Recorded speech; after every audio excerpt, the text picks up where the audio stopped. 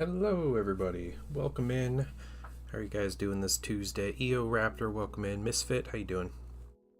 Welcome. We are about ready to just jump on in. So let's do it. Gonna shake up some paint here. We're gonna get some bright gold palette. Starting to get a little low. I wonder if I have a replacement for it. How are you guys doing today? Oh yeah, replacement. Okay, we're good. Do I have two replacements? I have two replacements for this paint. Not three, right? No, okay. Okay, good.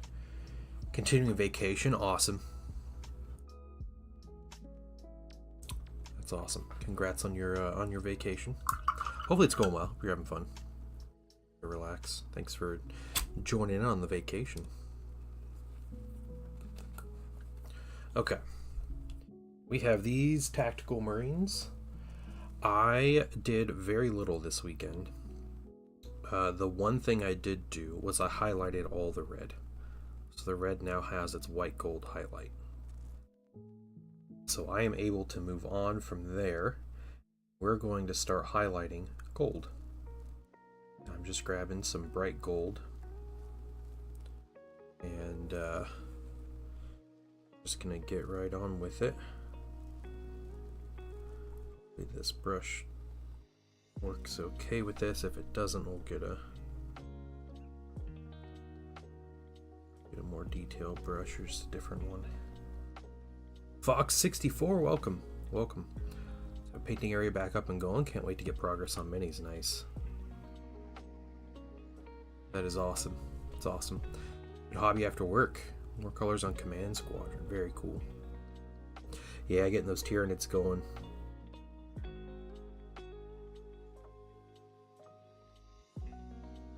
That's cool, man. Good luck. A staycation. Hey, that's fine. So that's my ideal vacation, to be honest. I like being at home.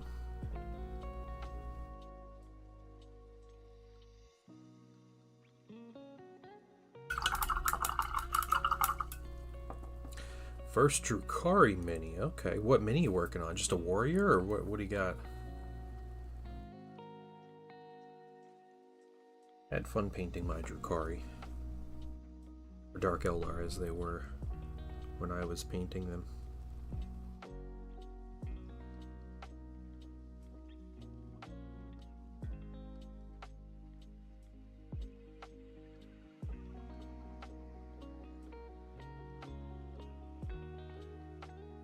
Ten Hormigons prepped. Very cool.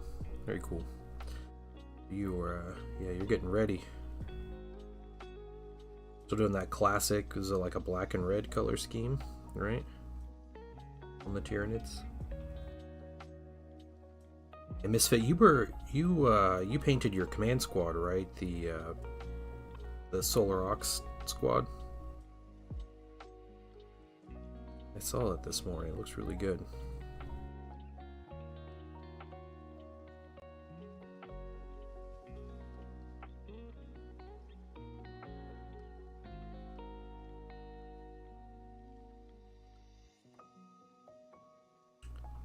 Yeah, the 3rd edition book art for the Tyranid color scheme. That's right.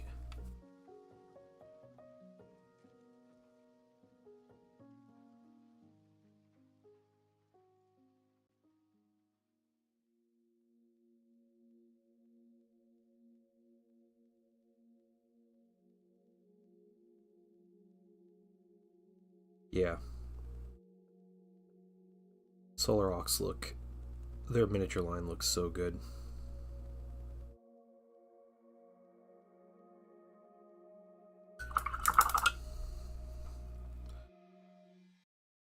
More on this, just the backpack and this little belt piece here.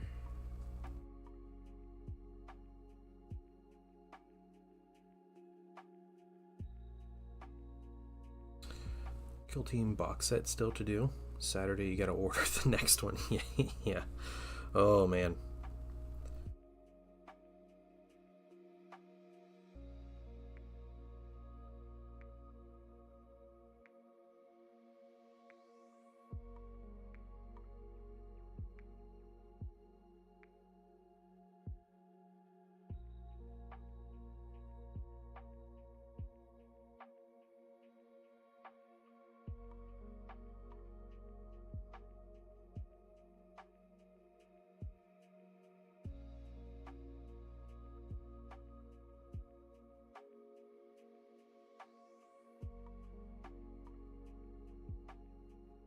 Painting Drazar. Oh, cool. Hey, Big Cat, what's going on? About a year, 2 weeks off, no plans. Decide now's the time. Awesome. What are you working on, Big Cat? Welcome in, guys. I am excited that people are jumping back into painting and they're chilling while they do it. Yeah, Drazar is the named character. Yeah, Drazar, Lord of Blades or whatever. I have that many. I never quite finished the base on my Drazar. He just kind of sits, but he is sitting like next to me right now. Okay, that guy's done. This is my Drazar. My unfinished Drazar.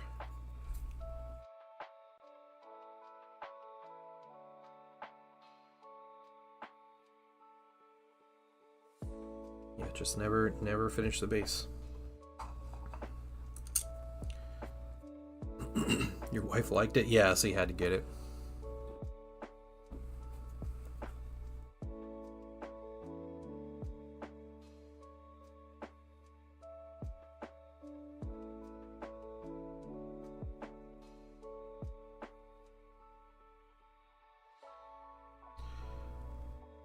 Thing first, set of Prime Terminators to get Blood Raven's colors. Nice, nice. Okay. Figure out the colors to get for him. Blood Raven's colors I don't think are too difficult. If you got questions, I'd be happy to help. If you're, depending on the paint line you're with, I could be more or less help though. I am not as familiar with GW paints anymore. Been so long since I've used them regularly.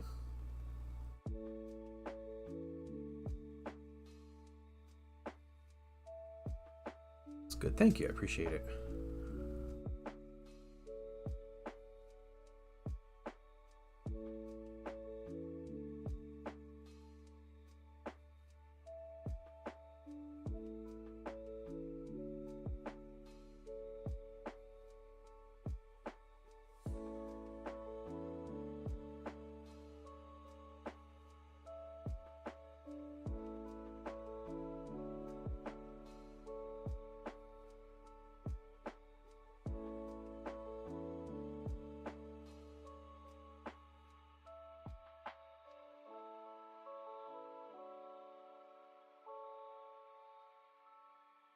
Finishing all the highlights on these would be nice today. Just to varnish, glue them on the base, and put some weathering powder on them, which is all a very quick step I do after stream, but that'd be 5 Marines down. Just like that. We're doing smaller bite-sized chunks. I'm not doing the giant batch paint that I usually do.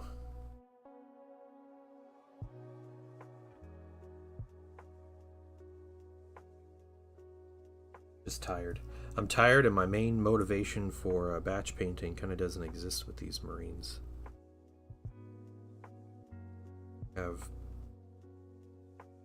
almost 10,000 points of 1,000 Suns. I don't need a bunch more tacticals ready right away. Bolters with scopes plenty different than ones without? No. Not in Heresy, no. I don't think they do in 40k either. The tactical Marines in Heresy are just tactical Marines. It doesn't matter what mark of armor or look of bolter they have. They're all the same. So you can choose whatever mark of armor you want without any rules differences. I'd be curious if they would ever decide to put rules differences in. I could see it happen once all the armor marks, like all 5 of the armor marks, are out and have plastic. I could see them putting some rules differences in with the different armor marks, but it's kind of been tradition that the armor marks are all just whatever your vanity wants. So, Pro-Acryl? Base coat them corn red, and that's a good place to start. Yeah, that is a good place to start, yeah. Yes, I use so much just Pro-Acryl. At the end of the day, like, I can't... I could give you good Pro-Acryl colors, but... That's about it. I gotta get his collar here. Look at me! Where am I looking? Go check. Quishy, what's going on? Finished models? Alright.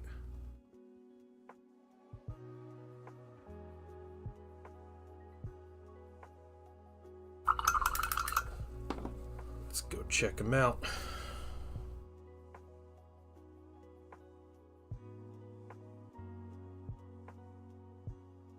Hey, he's painting it's a Requisite. Question about this, Quishy. Is that a 3D print or is that the Star Wars Armada Mini? And if it's the Star Wars Armada Mini, how much did you repaint? I have a couple of those. I think I have 2 Requisites, but I'm not sure. I can't remember the exact details, like where the blue and the gray is. Yeah, they're the coolest ships. That's a 3D print. Okay, nice. Well, man, that looks incredible. That is a testament, I think, to your painting and the print quality. That I could not tell if that were the actual Armada ship or if it was a print. I do know those things, the actual ones set up, they sell for $150 on eBay, brand new. So, hey, Blue, vacation starts today. Nice. I don't remember specifically if the Requisites were Banking Clan or Techno Union. I wouldn't be surprised if they were Techno Union, though. They have enough, like, weirdness to them. And they're very, like, droid focused, where there's, like, no space on the ship and everything, and that's much more of a Techno Union thing. Painting Admiral Trench's flagship. Nice. His Dreadnought. What's his ship called? I can't remember what his ship is called, but yeah, that's really cool. Are you using them for Armada, or are you just painting them, printing and painting them just because? I'll tell you, if you've never played Armada, it's an amazing game. Even in its dead state, it is a fantastic game. It was FFG's best Star Wars game. It will be nice. Yeah, he's got Nova. That's right. Blue's going to Nova. Hey, go into the GW preview and... Or no, they're not doing an in-person preview, just online. Tomorrow night, I think? Yeah, they're almost completely crewless. And their shape kind of lends to that, right? They're so loaded out with weapons, and there's, like, no room for actual crew. It's cool. You've only played once, yeah. I used to play Armada 3 times a week for years.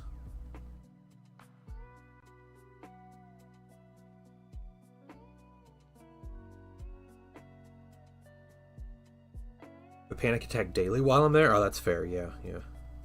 Yay, convention.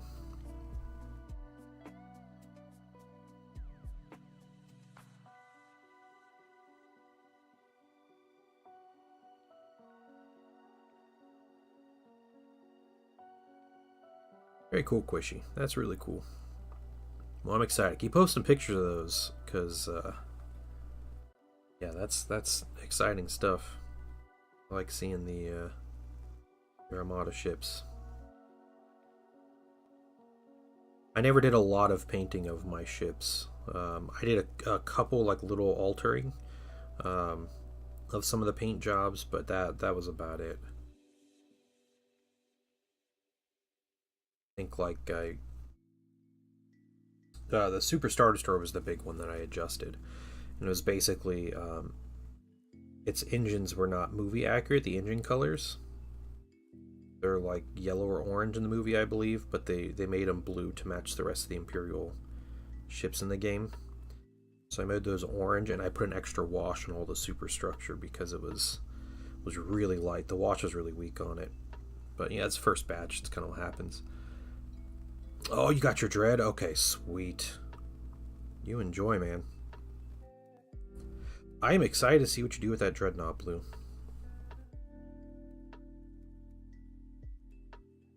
It is a cool mini. There are just a lot of pieces. Just be ready. Yeah, you have to paint them, sister. That's true. That is true. Yeah, I think my point was, like, I was always too scared to paint those ships.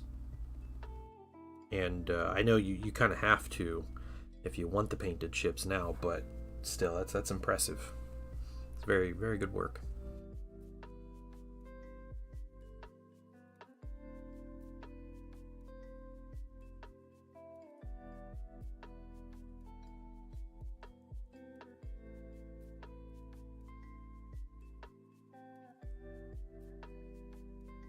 It's number 3. Yeah. Oh yeah, I get it, Blue. I get it.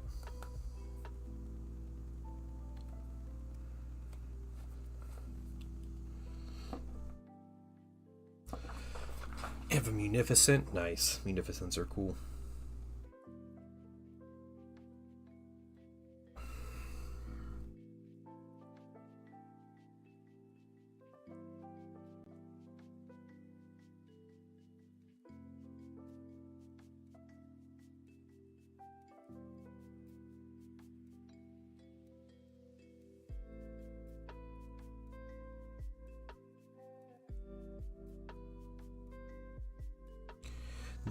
The CIS was also the faction that I could not figure out.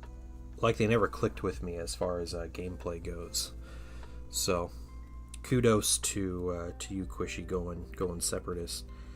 Armada ships, the retail ones do come pre-painted. The squadrons, like, you get like little stands of like X-wings and Y-wings and TIE fighters and all that. Those do not come pre-painted. They're colored plastic that are colored based on their faction. Yeah, the ships are really nicely pre-painted, actually. And they got better as time went on. So the later ships had a lot more detail, like higher quality paint and everything. But yeah. Hey, that's the best way to pick a faction, though. You pick what you like, go with it, especially if you're painting them.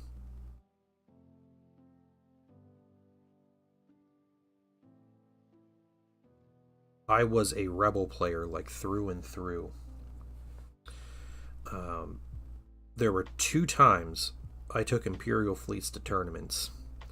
Just twice.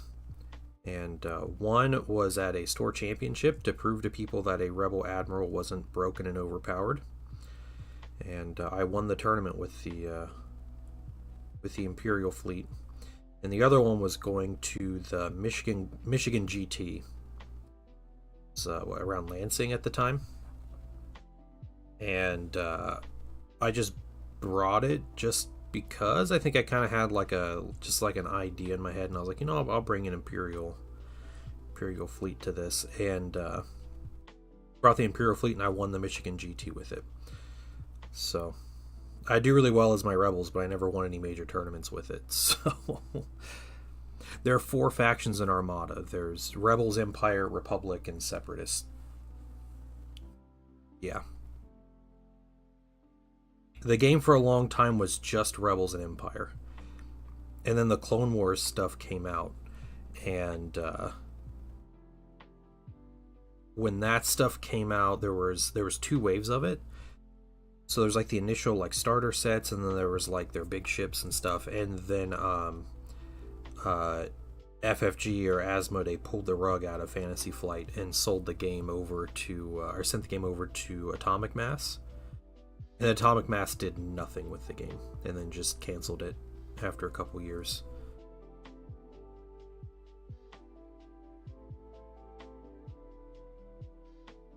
Because it was a company with like 5 employees, and they dumped like 4 big IPs on them. So, yeah, the Liberty's really cool to play too. They're really difficult. They're weird ships. They're like bullies. Like, they're really good at picking on smaller ships, but they don't go toe to toe with the other large ships very well. The Nebulon B is my favorite Rebel ship. Sounds like 2 factions, Empire and Rebels. Yeah. That's fair, yo. That's fair.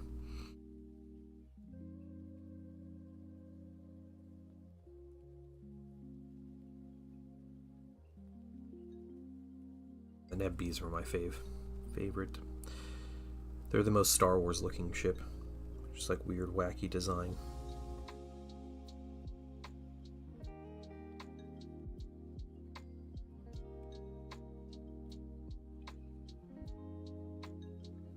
It's the only ship you managed to kill in your demo game. What were you playing in the demo game? Nebbies are weird. Yeah, they can be really fragile. With the giant side arcs, and they only have the one side shield and everything, but you don't want to turn 3 victory. You should kill a Nebbie with all that, jeez.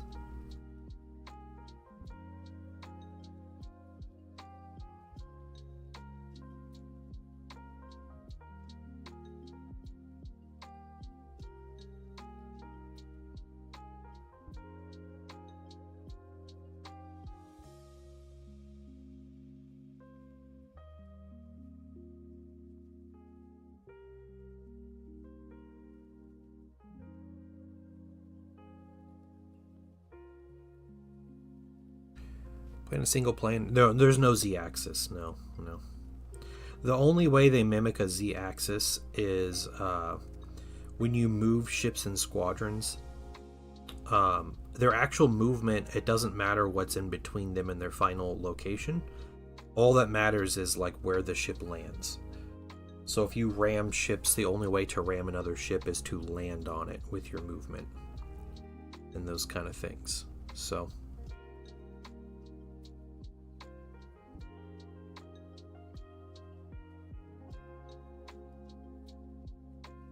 yeah, when they made those rules, they went for like thematic, but they wanted a game. FFG would make games that were like good in an organized play setting. And yeah, adding an entire like Z-axis to the game, I don't think would keep the game under 2 hours.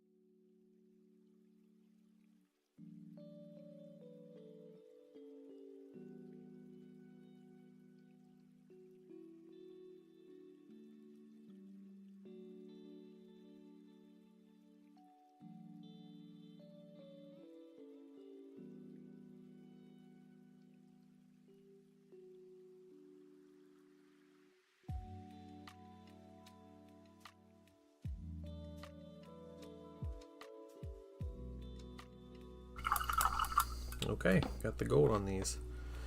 The movement tool for X-Wing Armada. Yeah. X-Wing had really cool movement too. Like the way that game was set up was so like clean. It was a great game to play. But yeah, Armada was it's a lot more complicated, but the maneuver tool is really cool. It lets you like plan things out and like teaches you how to fly in like with formations and yeah, like really maximize like ship's maneuverability and everything. So I was a big fan. Okay, next we're gonna do white.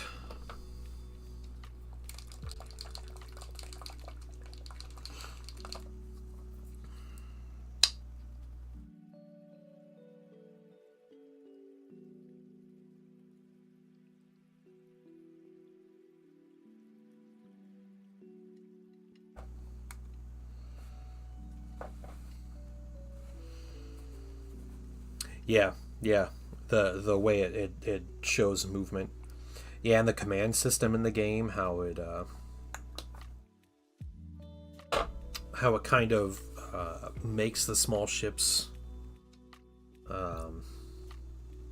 more responsive to what's going on in the battle than the big ships that have to like disseminate orders between different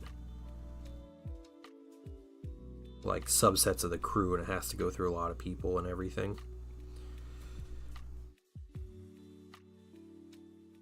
Yeah, it's a great system. It's a really good system.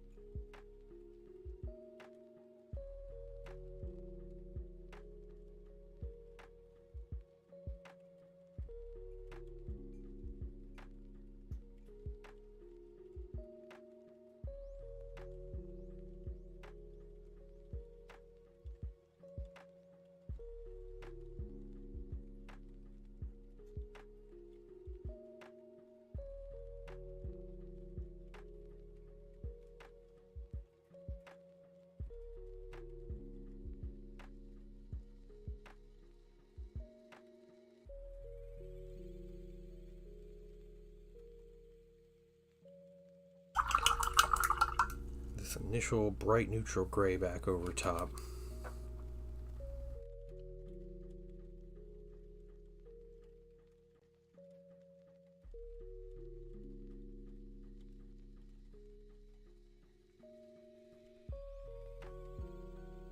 Because my Thousand Suns have white bolter casings, and we need to get the icons here on the shoulders. That'll be it.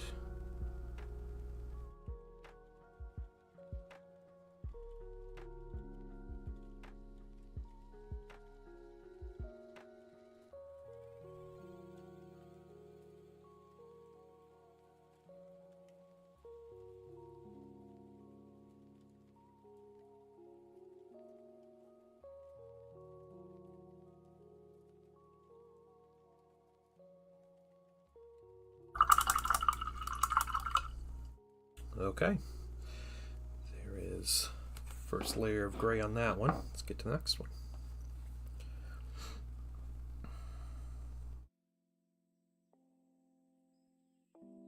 So we are just chilling today. Nothing crazy going on. I do want to tell you guys, I have family that's in town currently, and I am going to spend the morning / afternoon with all of them tomorrow. So I will not be streaming tomorrow. I'll be back on Thursday though.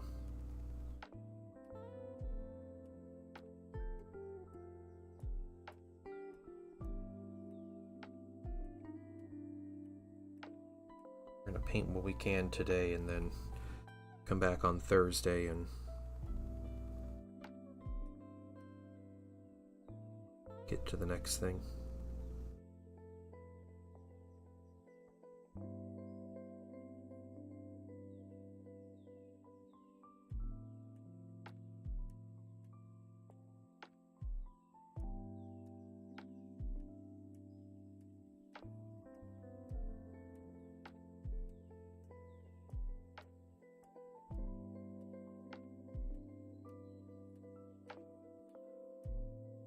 No, I have not been posting on Instagram when I finish stuff.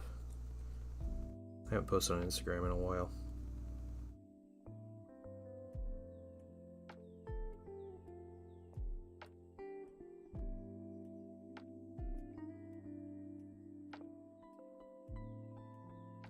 So happy to play it. Yeah, that's really cool. Yeah.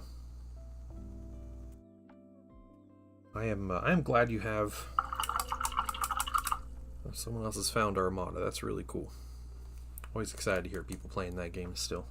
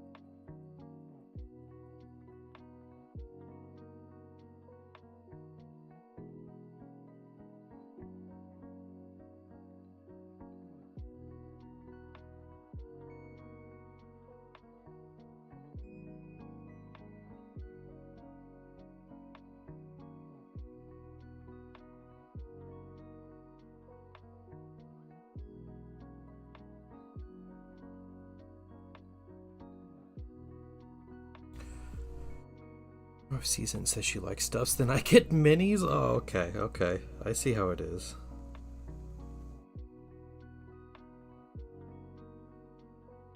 It's funny. My summers are always a lot slower anyway. Like, I haven't finished much this summer.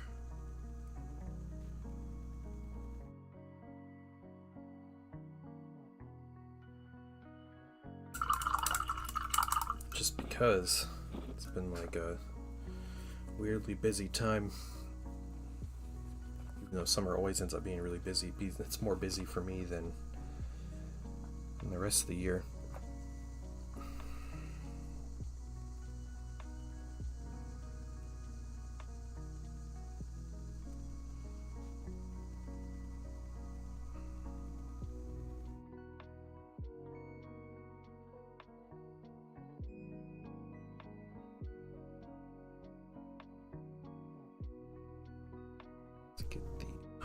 Shoulders.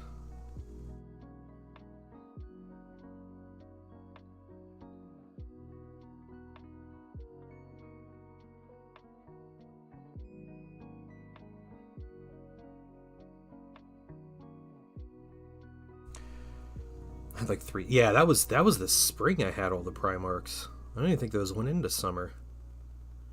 But yeah, I did paint 3 Primarchs. Those are fun. Those are really fun projects. I enjoyed those a lot.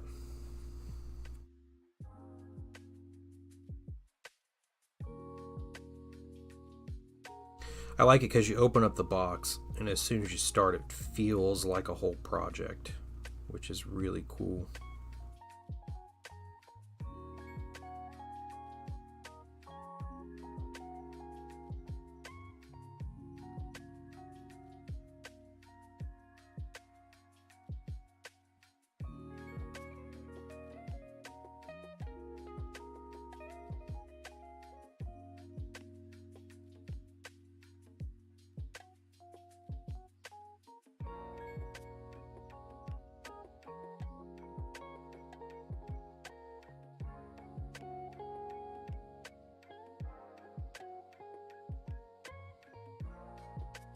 I did get to play a game of Heresy on Sunday.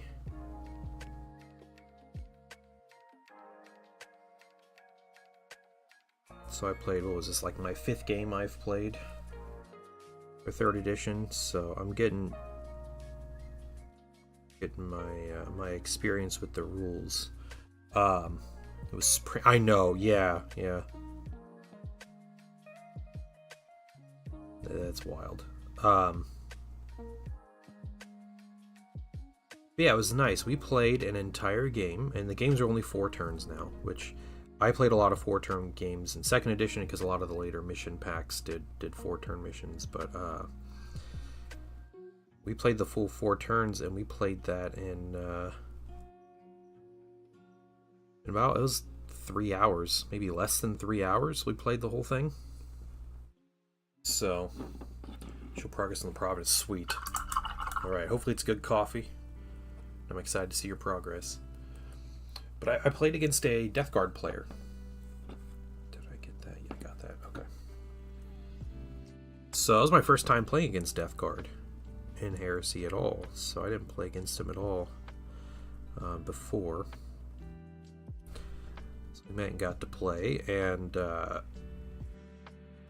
it was a good game. I learned a lot. We learned a couple things, actually, just different rules in the game, different interactions and stuff. But one thing I learned is that Ahriman is a beast. Ahriman's an absolute beast in a duel, or just in general. Like, he is really good. So I fought a duel against his Praetor, and it took 2 rounds of the duel, and I killed him. I think he did 1 wound back to me overall. His Praetor wasn't necessarily built for duels, so that was a thing. But I think all in all we fought 2 duels. I had a Legion champion also, and I fought against his. He had something. Oh, it was like a command squad sergeant or something that he fought against, and I cut him in half the first dice roll. So that one wasn't too much, but it was good. All right, whips. Yeah. One moment. Let me get this. I got paint on my brush. Let me just go ahead and.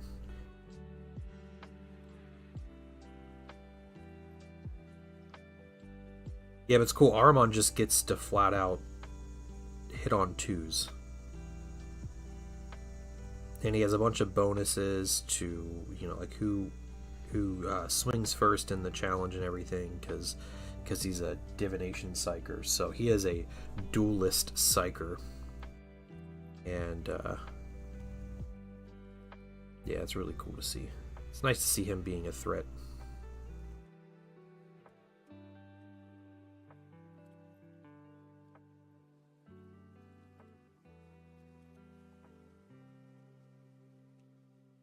Yeah, overall of the game, it was the Death Guard were very much a gunline army with like a couple combat units, and he went first, and he kind of stayed in his kind of corner of the board, and then I took my turn and I rushed him basically, and kind of stuffed him back in his deployment zone. So that's how that kind of ended up. Let's see. Oh, it's Drazar. Nice. Getting those base colors on. Looking good. Looking good. I see that bright neutral gray and your bright gold there. Is that steel? Or is that dark silver? I see some dark silver, I think, on the knee pad there.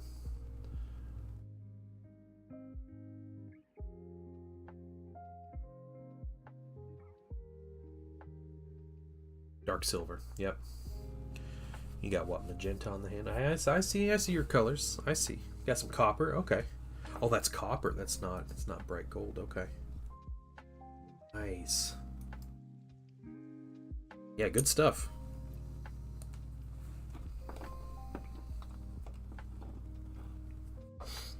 Hey, Flotsam. What's going on?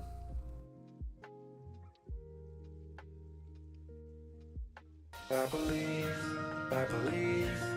every day's a good day when you...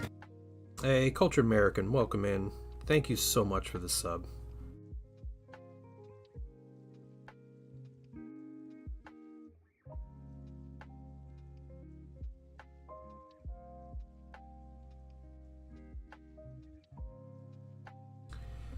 How are you guys doing today?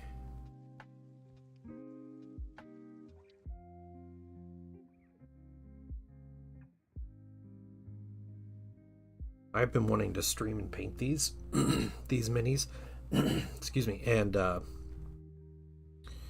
was wanting to stream on Sunday, and then it came around about 8 o'clock, and I was like, I can't keep my eyes open. I'm too tired. I decided not to stream and went to bed early.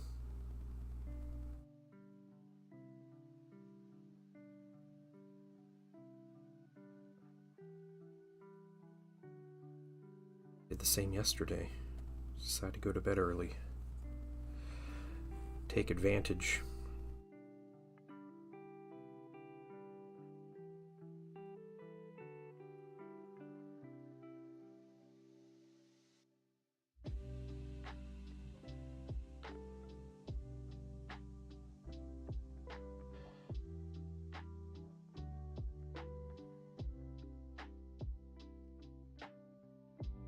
Night Ninja, what's going on? Hey, thanks, man. I'm glad you enjoy them. I have part of the next batch came in, and the other part I have to wait. I had to get in line with the order, but yeah, I'll let you know when everything is ready to start. But yeah, thank you, man. I appreciate it. I appreciate you.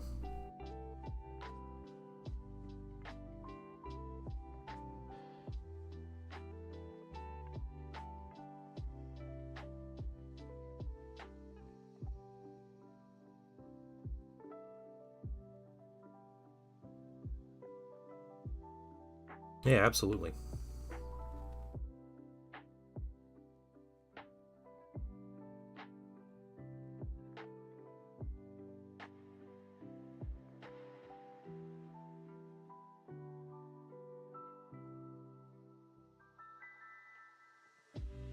Okay.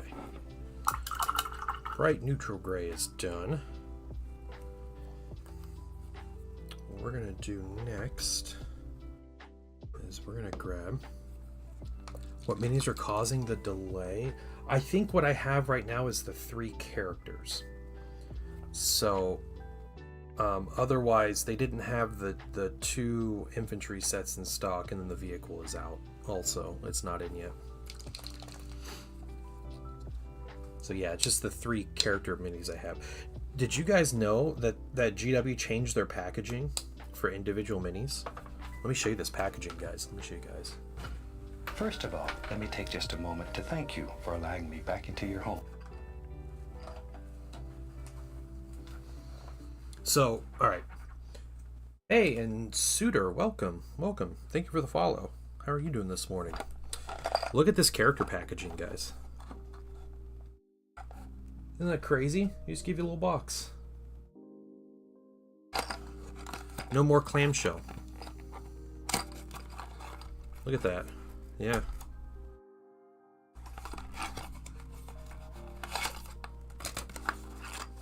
That's all. Look at that. $40 mini. That's crazy. Oh, GW prices. Just got off work. Nice.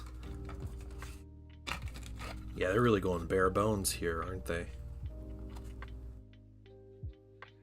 Dang. Just got off work. Awesome. Awesome. Do you happen to be in Europe, Suitor? You working a normal day, or are you working like a 3rd shift, getting off in the late morning or something here in the US? Either way, welcome in. Yeah. Yeah, they're pricey. Pricey minis.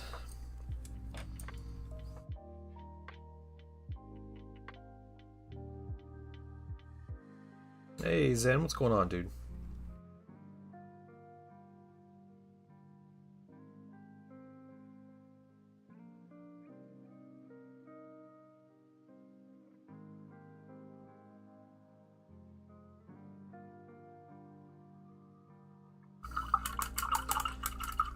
Live in Transylvania? You're kidding. You're kidding you live in Transylvania. That's super cool. 6 a.m. to 2 p.m. Man, I want to make jokes about sunlight and everything, but no, that's super cool, man. Well, welcome in. You're the first Transylvanian I think I have met. Hey, and Feppo, welcome in. Welcome, guys.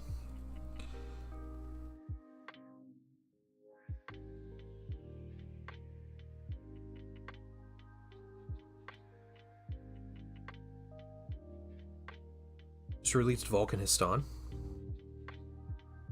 Yeah, I think he came out or he's coming out this coming week. One or the other. I can't remember which. It's me, Intercessor and some leftover bits. Hey, that's fair. Yeah. Romania, yeah. Vampire jokes are highly appreciated. Okay, I was just wondering, like, you gotta be working 3rd shift if that's the case. Every day's a good day when you paint. I believe it'll bring a lot of good thoughts to your heart. Hey, Grey Wolf. Thank you for the raid. Welcome in. Welcome in, everybody. How are you guys doing?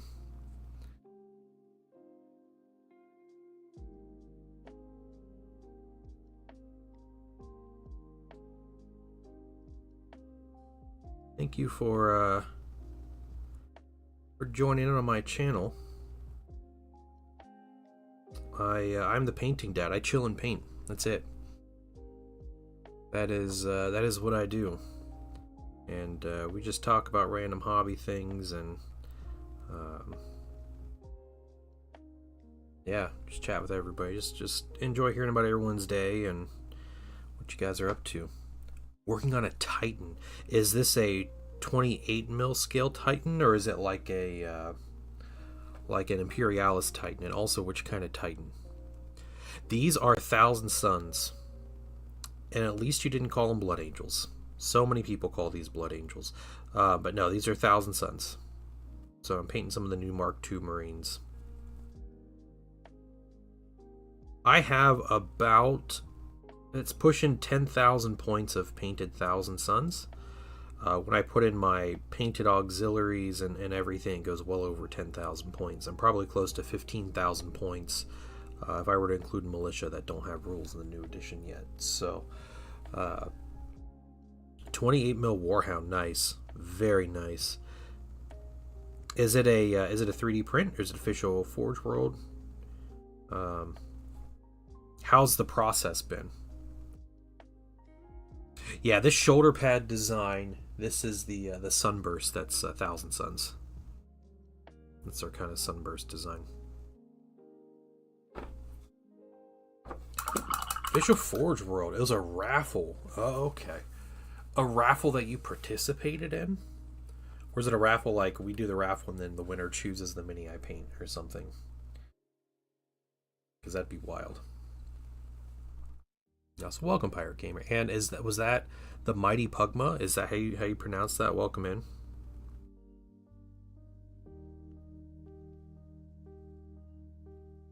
Look at me! You raffled off. Okay, so you're painting the Warhound Titan for somebody else. Dang. Whips. All right, let me check whips here in just a minute. We're putting some highlights on these minis right now. I'm going to do some pure white here after this one. I'm just painting 5 in this little batch right now.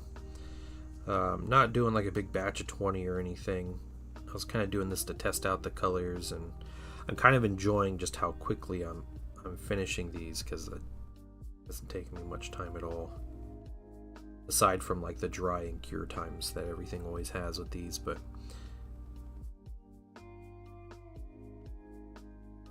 it's part of the process. Yesterday, day before, I built 58 models on stream. Yeah, oh man. I hope you had some ventilation for the plastic glue.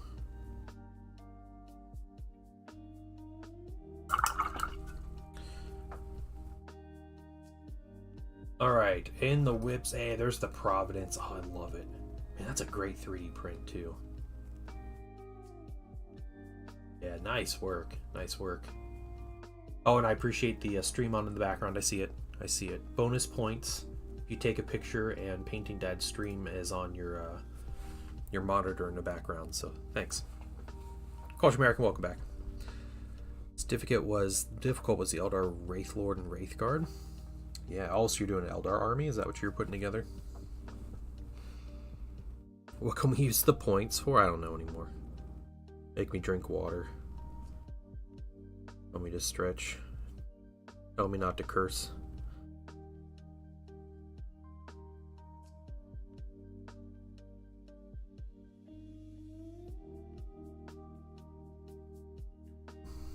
It's no fun. I'm sorry. You collect guard. Okay. It's Okay. clean. Oh, nice. It's cold. Now that's what I call high quality H2O. All right. Absolutely will. Stretching, get a drink of water. Let me finish up this little coat of paint on this guy, though. Do that. I did that one. Okay.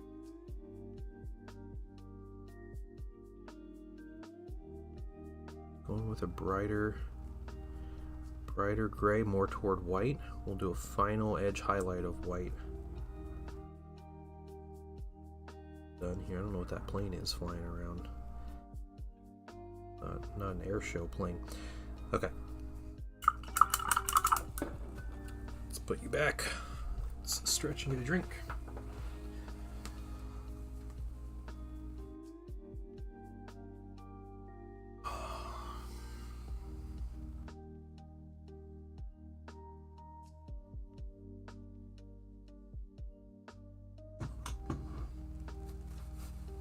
All right. Thank you for that. Oh, you got the Combat Patrol magazine. What's IRL voice band? It's just I don't talk for 5 minutes. Someone has used that once. Was it 5 minutes or 10 minutes? I don't remember, but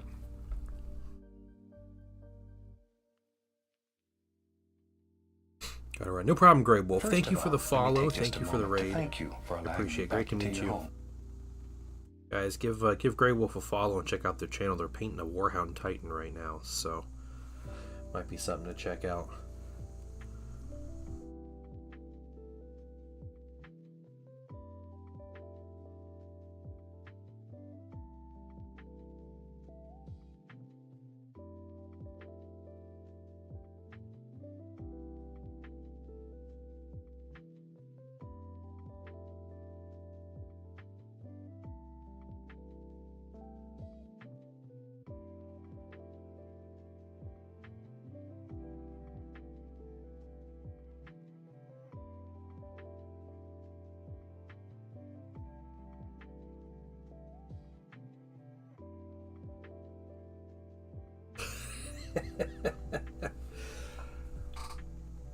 That's a great idea.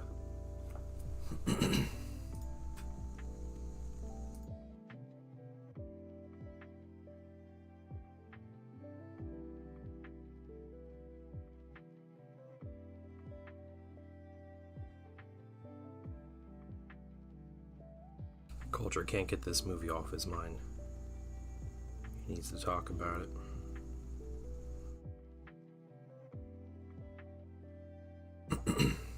So, love, I think it's the second Black Legion book. Chaos dudes come back into real space from the warp and they see what's happened to the Imperium. They just start laughing.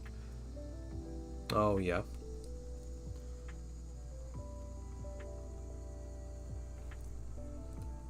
The movie, you talk about Rogue One. Let's preface this by saying that Cultured American thinks Book of Boba Fett is a quality TV show, and then thinks Rogue One is not any good. So, just so we can get off on the right foot on this topic, before he tries to silence me.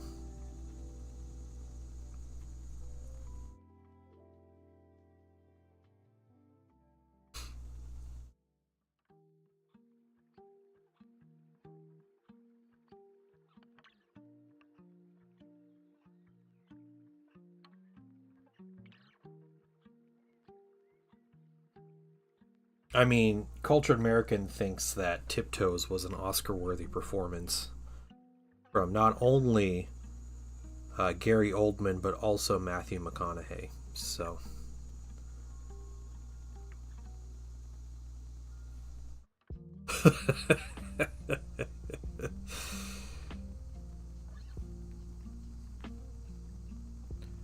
Culture American spells Rogue One as Rouge One.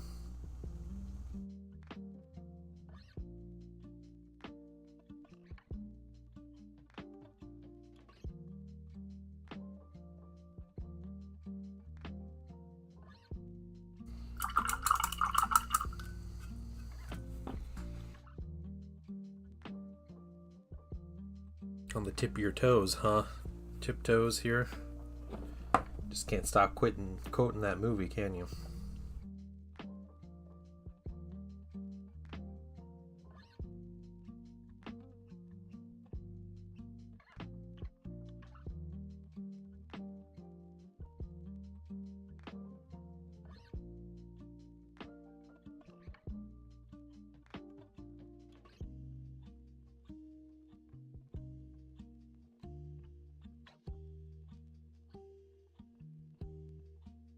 Yeah, Book of Boba Fett was even bad for The Mandalorian. Like, they just completely remove any serious thing that happened in the second season,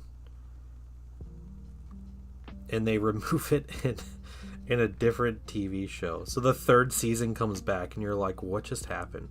My son literally did that. He watched through The Mandalorian, like season 1 through 3.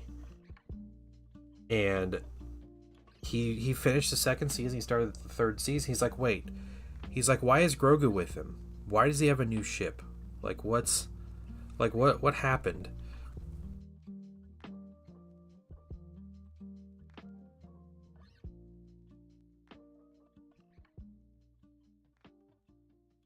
And they even put like his own story in his own show.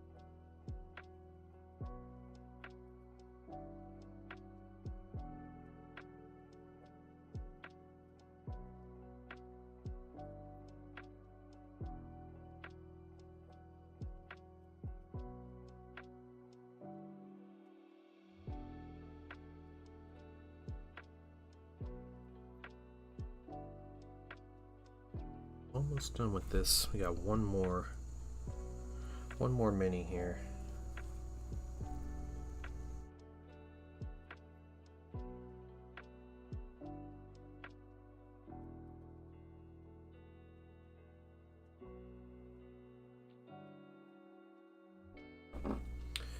We have some silver highlights to do,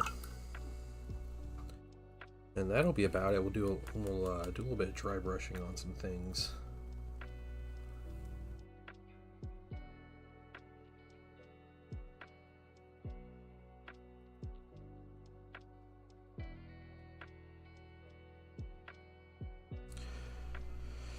Smaller these days. Yeah. It's also, you know, like it was a big deal for a long time when like a new Star Wars movie would come out, right? Because it happened. Well, you had a break from 83 to 1999, then a break from like 2005, and it was like 2016. It was like a really big deal, and now it's like. It's weird that it feels so oversaturated. And even now it's like, you know, they have like one show coming out a year, but that still seems like a lot. I have liked the shows that they've done on Disney Plus that have had like more unique stories. Like I liked The Acolyte, and Skeleton Crew was really good. Yeah, those were all good in my opinion. What was it that came out this year? What was the thing? They've had the like Tales of the Empire or something come out this year, right? Tales of the Underworld is what they did. That's what they did. That was pretty cool.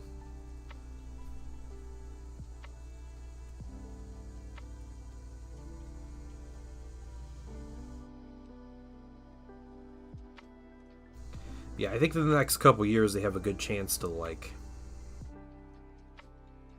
not reset some things, but to kind of reel some things. That's right. It was Andor season 2. Dang, it's been a long year. Yeah, Andor season 2 was like some of the best television to come out in the past decade.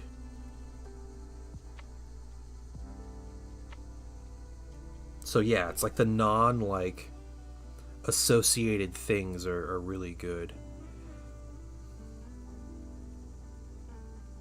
Yeah, no, I liked Acolyte. It was a weird story, but I thought it was cool. Like it was everything I had like kind of read about that era of Star Wars. It was like Disney's like unique era they came up with and everything, and they portrayed it how I thought it would have been portrayed, which was surprising, honestly. Yeah, Asajj Ventress was not in The Acolyte, Zen. But yeah, she does end up in every animated show. Was she? No, she wasn't in Rebels. She couldn't have been in Rebels. Well, now she can be if she wants, but... Okay, so pure white.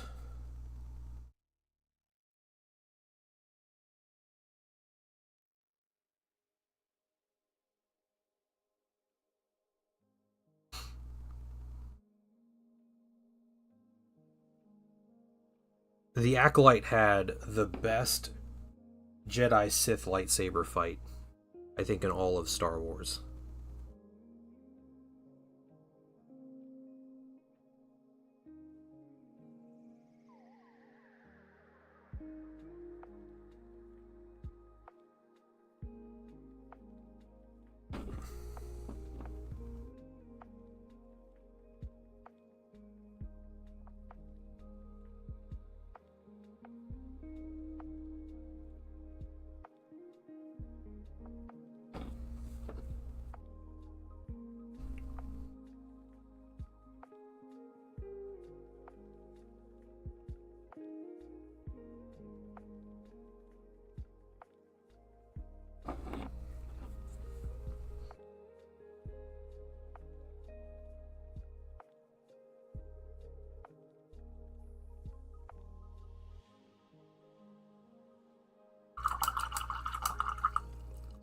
advisors. We'll get the.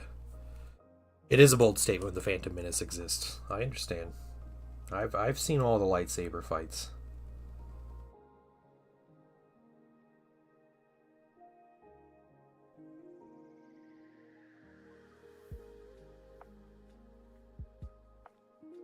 Also, what's up, Raging?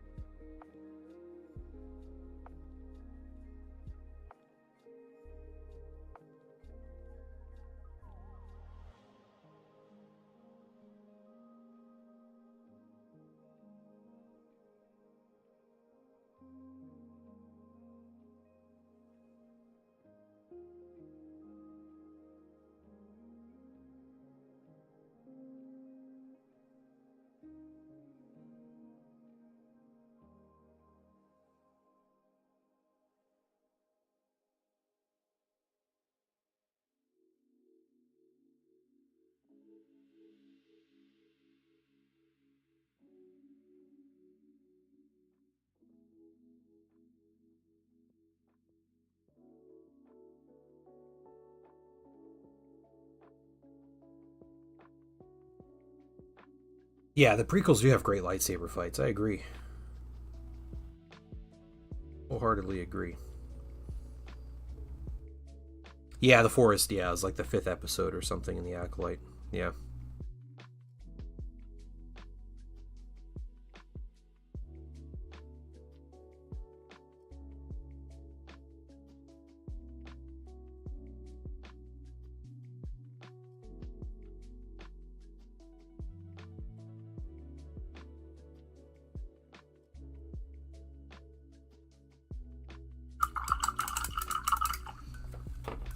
Okay.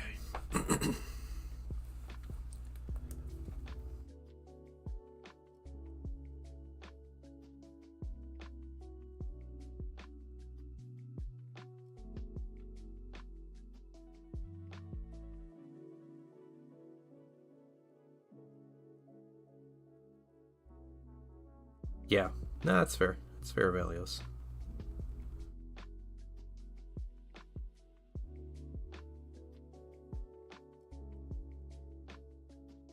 Listen, man, as a Star Wars fan, I have given up caring about the solid acting in a TV show. I think it's noteworthy when something in Star Wars has incredible acting, like Andor. But, you know, if it takes it away for you, that's fine. It doesn't take a lot away from me, unless it's, like, really bad.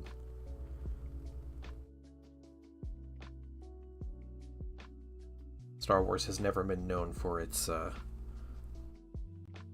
well-acted parts of the show. Yeah, I like the world building. I like the, you know, like the overarching story and, you know, those kind of things.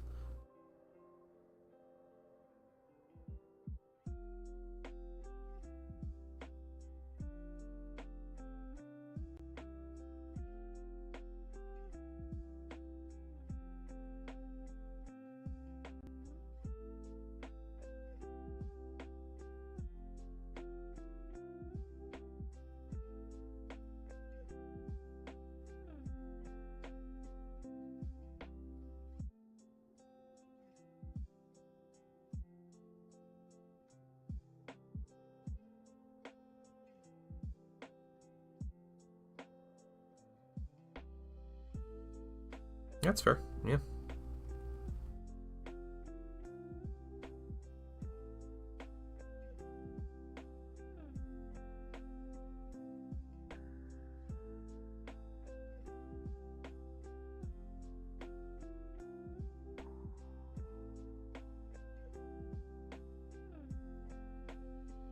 See, I watched Book of Boba Fett, and not even like the weird acting took me out.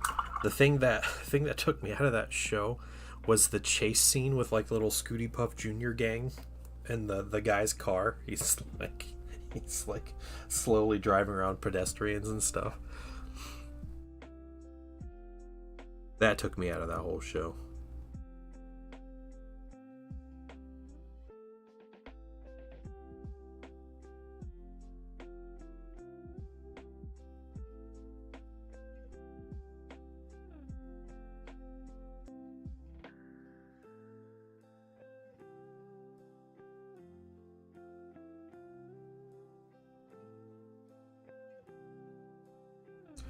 Alien Earth and the acting is terrible, but I have to know how the story ends because it's Alien. Oh, okay. That stinks to hear that the acting's bad. I'm gonna try to watch that one eventually. The show ends up cool.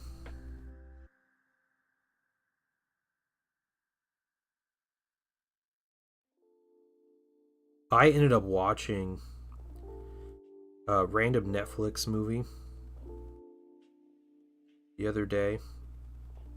It's called The Platform. I think it's like a Spanish movie, like kind of a horror, like thriller movie or whatever. It was okay. They made a second one. I had to watch the second one just to see what's going on because they don't really end anything in the first one. But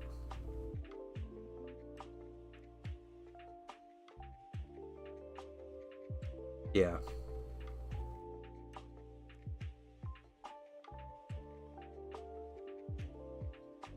I didn't expect it to escalate so fast. Like as fast as it actually escalated. It was a little crazy.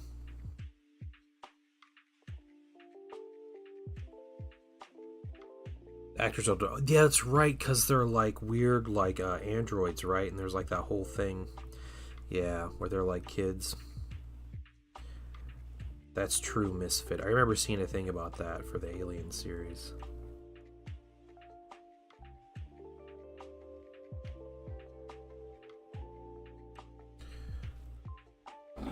This went. What's this side? Over here.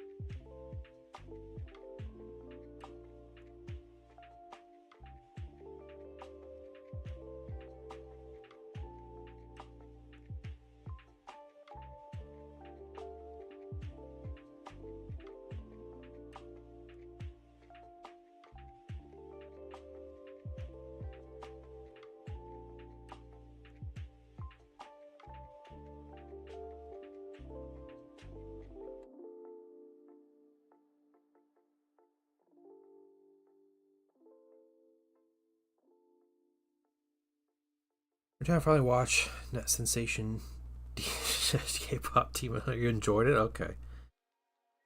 Oh man, I haven't watched it.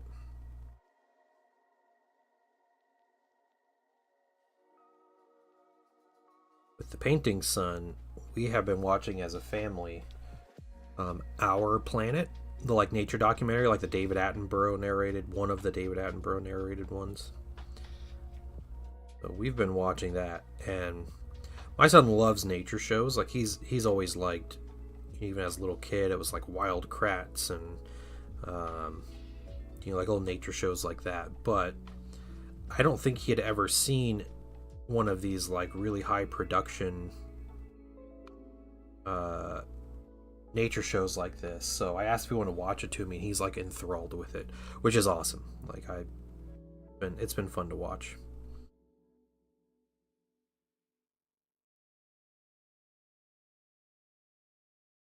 It's funny, we've watched through nearly a season and a half of this show. There's only 2 seasons of it.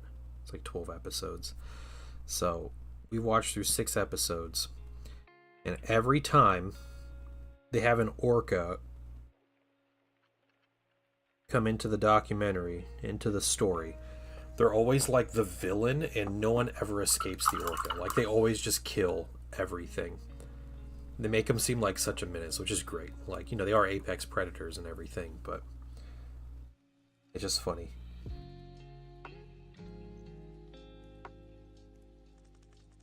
It's like, see, now I just want to watch a documentary about orcas because I want to see all the crazy things they figured out how to kill everything.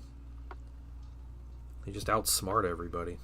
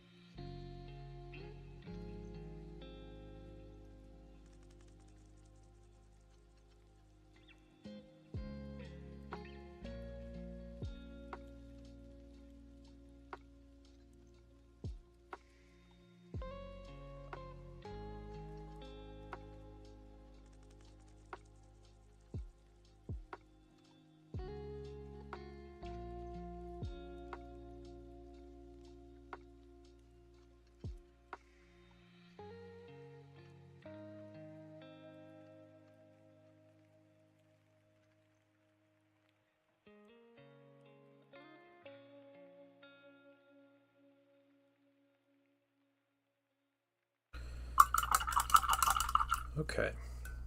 White is done. Grab some silver.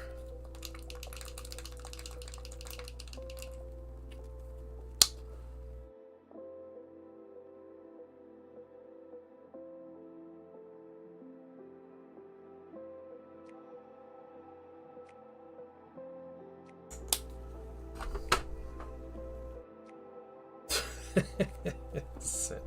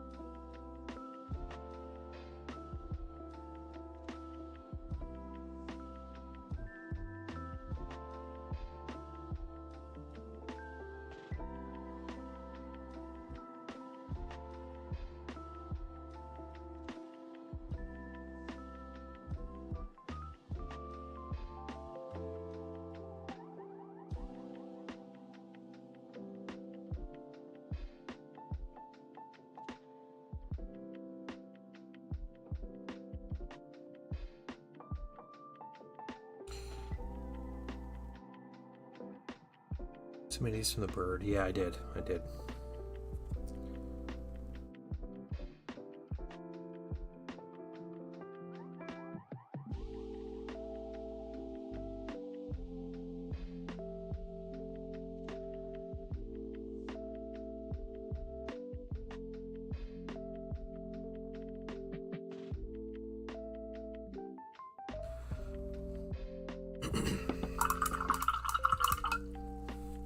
One down. Get a little more silver on here.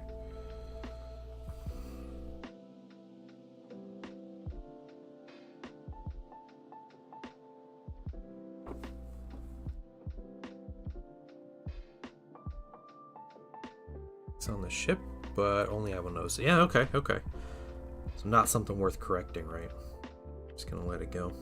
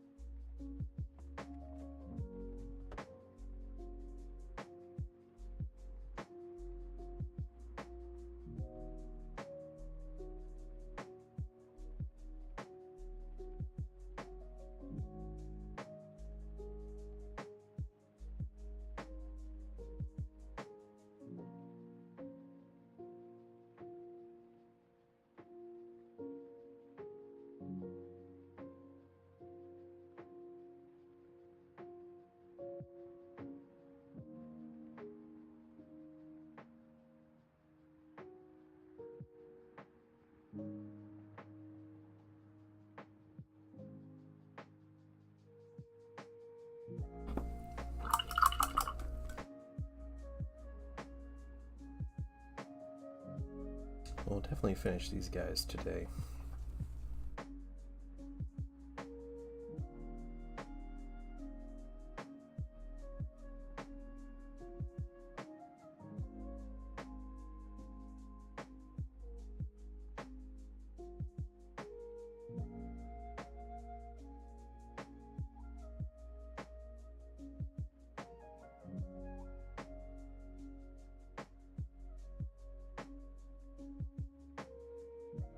Do a little bit of gray highlights. Do all the cables and stuff on them. Get that. Then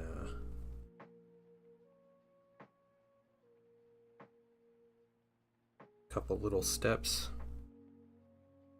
We'll be done. Well, the other day I couldn't get my printer to print. Oh, weird. That's crazy. You have to like reset it or something. What'd you do to fix that?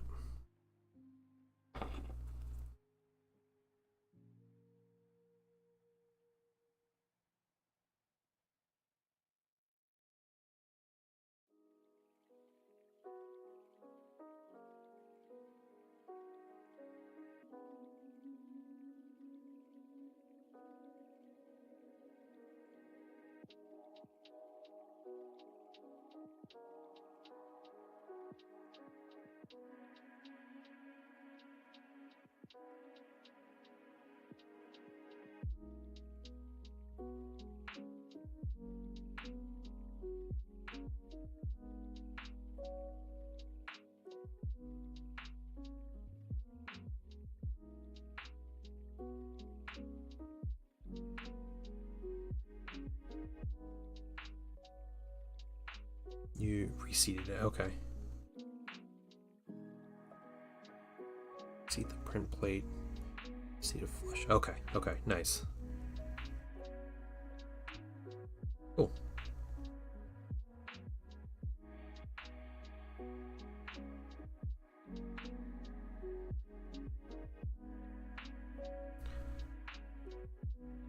I have not actually considered looking for a new printer at all, but I watched some reviews on it was the Elegoo Mars 5 that's coming out or had just come out, and yeah, I watched reviews. I actually watched I watched two reviews. One I can't remember who it was. The other was Fohammer. Yeah, it's kind of interesting on like what he had to say about it. Stream is doubling. I don't have any dropped frames or anything.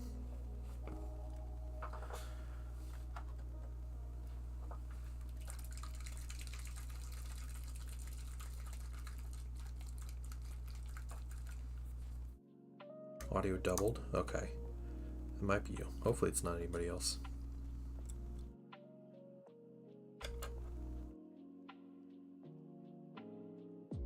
But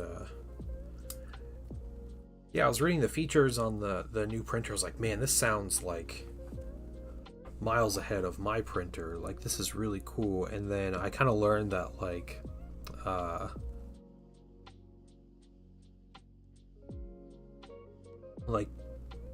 print companies use all the it's like marketing. It's just marketing. Like, nothing is actually better in the printer. And there's like a couple things that are better, but there's some like series downgrades on the printer also, between like the 3 series and the 5, which is pretty crazy that there would be anything that would downgrade on a 5-6 year technology gap. Yeah, like they said it does like automatic leveling, but it doesn't. Like, I guess every printer just says that. The UI is kind of bad. There's what's the other thing? The way the print beds. My print bed has one point where it attaches to the actual printer, and the newer Elegoo printers have this weird like spring system, but it's like throughout the whole print head. It like attaches at multiple points, and it basically just makes it hard to clean. Like, it doesn't level your printer. The printer is not automatically leveling. You still have to level it just the same you always did. But it's you have that. Another feature, I need to look up if I can do this with my printer, but there is an anti-aliasing feature through a lot of slicer programs that work with various printers where it smooths things out. So you have less like layer lines and stuff. And the newer Elegoo printers don't have a way to do that, to use the anti-aliasing. So I'm curious if I need to check out my Mars 3 and see if that's a setting. It's like you get like detailed prints, but they don't look as detailed. You see the print lines a lot more.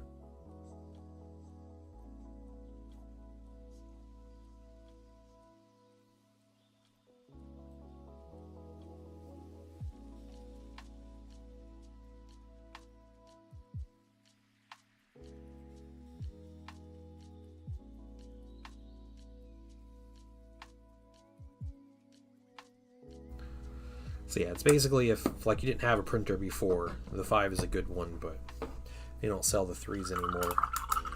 And I'm happy to stick with my 3 while it works.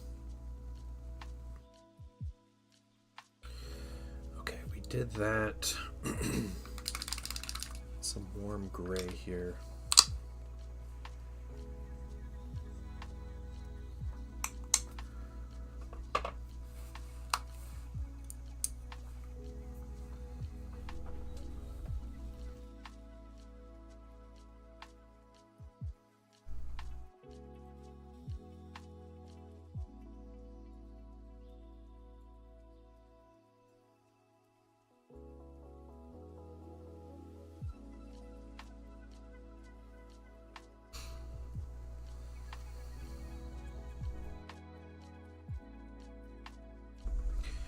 Bit of freehand. I love how it turned out. Sweet. Share some pictures.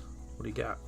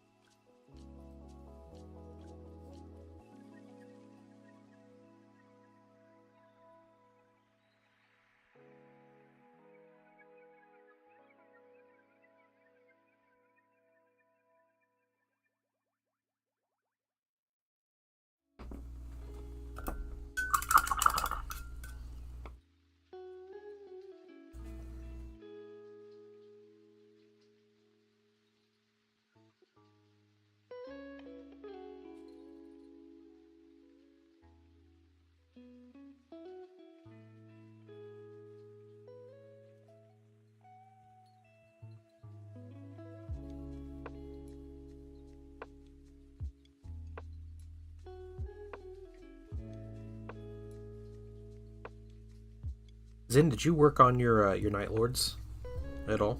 With the new all the extra pieces?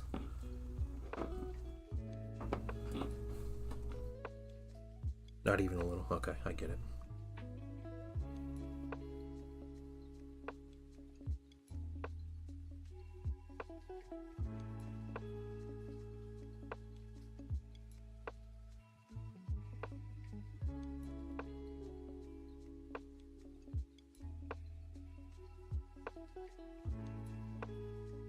Chilling. Yeah. So you're painting them. You're not bringing them to paint.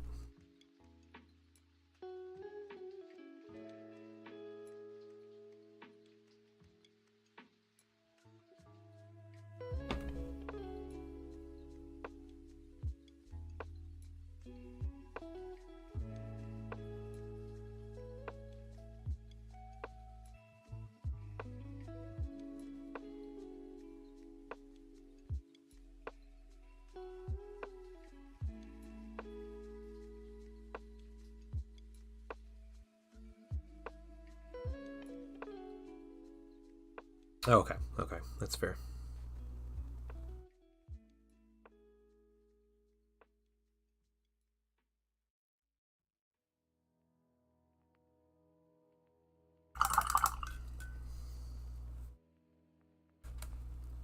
Okay, paint on Thanksgiving. That makes sense.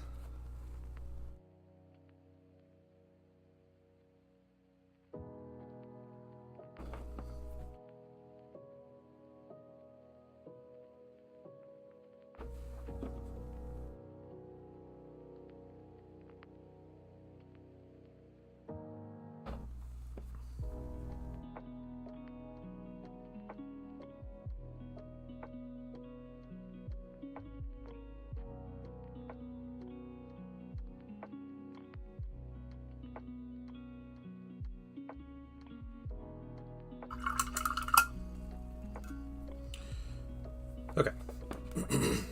2 more steps to do. I need to get specific out.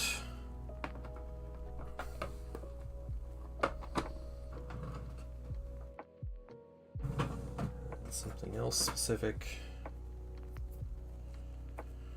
Okay. Since I was lazy, I never drilled the barrels.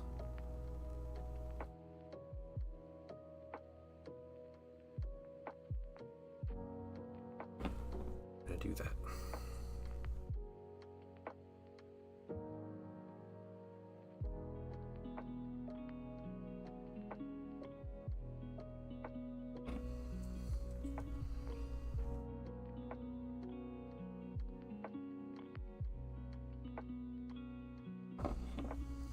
Look at me! All right, Quishy in the whips. Nah, I do it all the time. I forget frequently.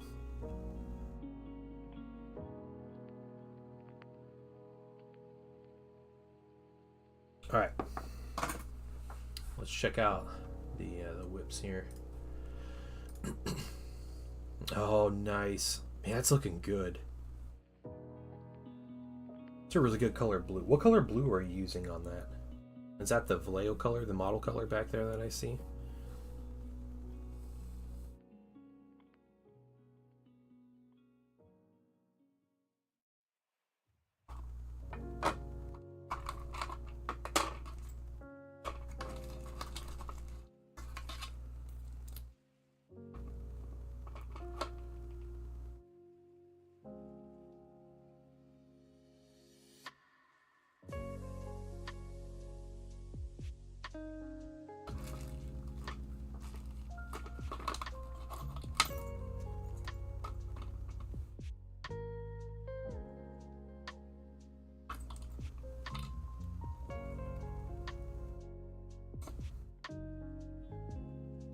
Vallejo, Prussian blue. Okay, nice.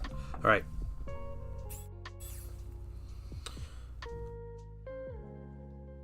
This little guy will get this.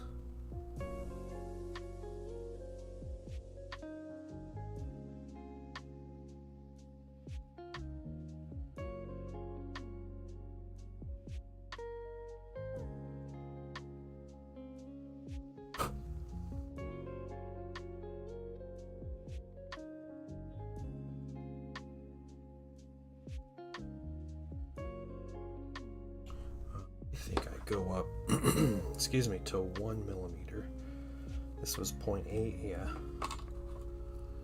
Let's go up to 1.0. Right. The Invincible. Yeah, the Invincible is, isn't that Grievous's flagship?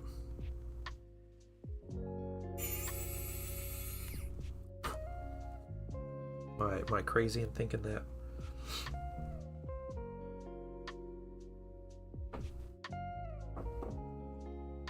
No, his is the invisible hand. His is the invisible hand. Okay, yeah. So Invincible might just be, yeah. Admiral Trenches is...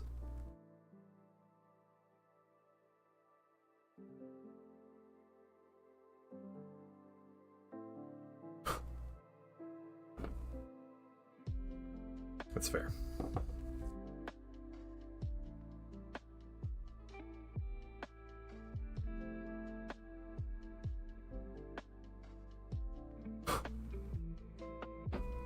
There you go. It's been a while since I've done this. The key is to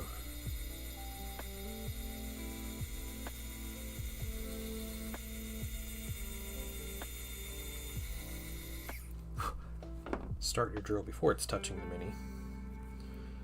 That way it doesn't slide.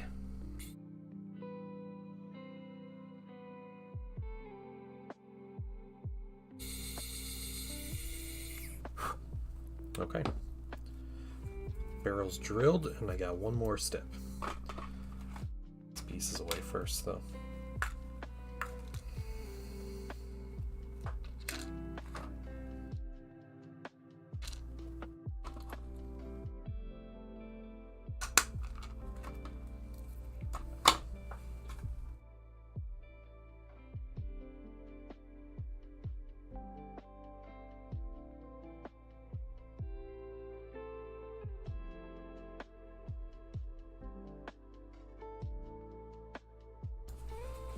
Hey, welcome in, Yoshi. How you doing?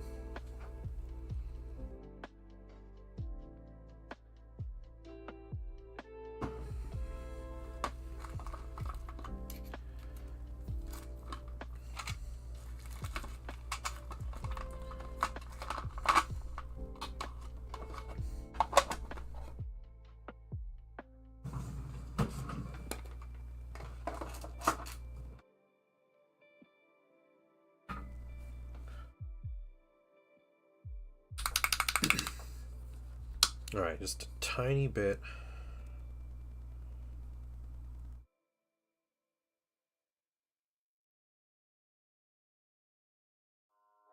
Of dark brown.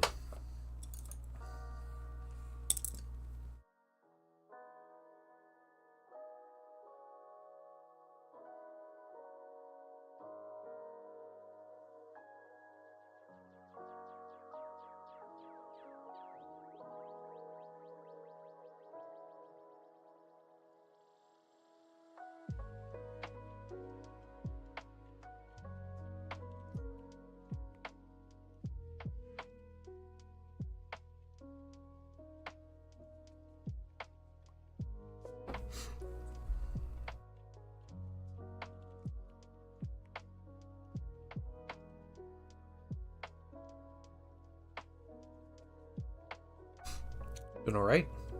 Won Spearhead League on Sunday. Nice, congrats. What did you take in the... Oh, Death Rattle, cool. Yeah, go undead.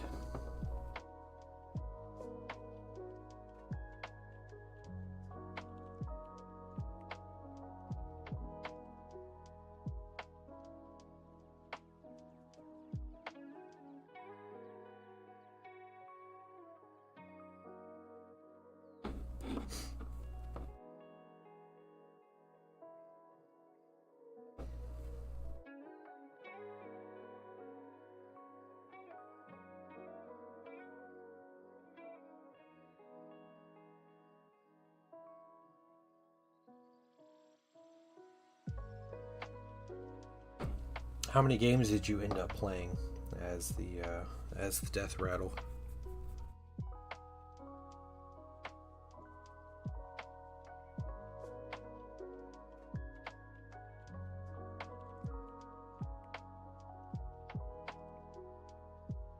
Eight games. Went 8-0. Dang. Alright, nice.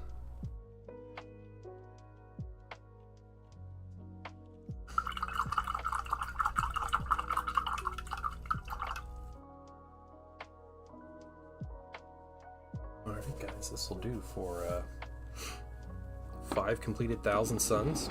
I have their bases painted already. I need to varnish these, so I'll satin varnish, I'll glue them to their base, I'll matte varnish, and then do some weathering powders, and they're done. So they'll come out looking a lot like this guy. In Mark 6. So, see the comparison here. He has to get his satin varnish. He looks a little more matte than this Mark 6 guy, but yeah, color scheme has stayed together pretty well. Screen's black. I think that's on you.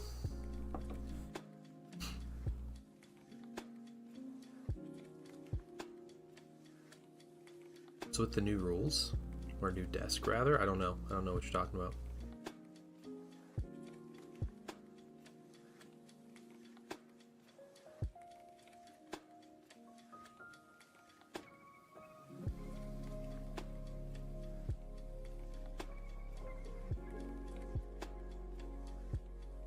refresh. I don't know Greenleaf. Is anybody else? Yeah, I don't think anybody else has a black screen.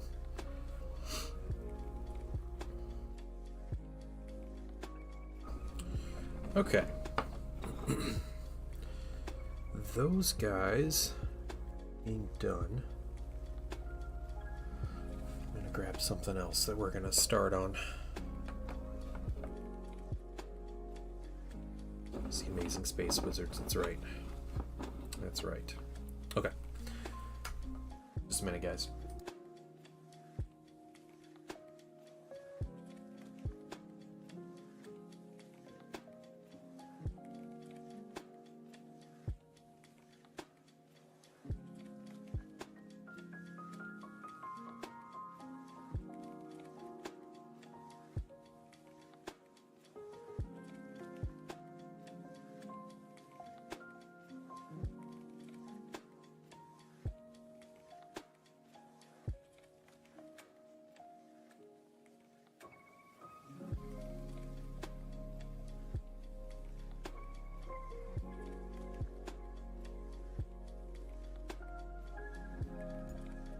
Okay, back. Oh, new deck. Okay, I didn't realize Spearhead had like decks and stuff. Gotcha. Okay, so I am being tasked with assembling these and magnetizing them. I don't need anything else. Oh, I need the instruction book. 1 second, I'll be right back, Kim.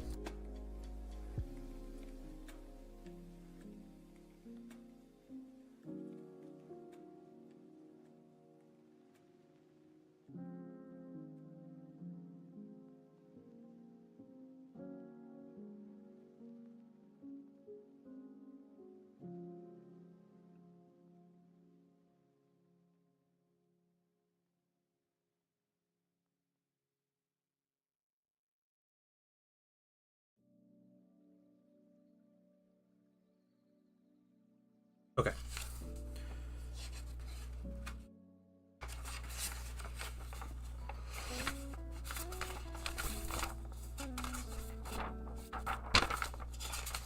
Here's the assembly. Alright, we're not doing the crew. So we have to do them. We just need to put the weapons together, which are here, and then put together the actual batteries, and then we're going to magnetize these weapons into here. So it'll be the weapon and then the ammo piece that will magnetize into there. Otherwise, I think it's all the same. Yeah. So I did this with my own, and someone asked me to do this for them, so we're gonna give it the old college try. See if I can't improve on my system here.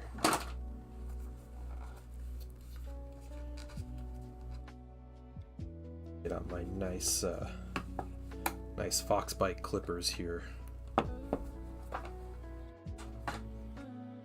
which you guys can get discount if you type in !Fox.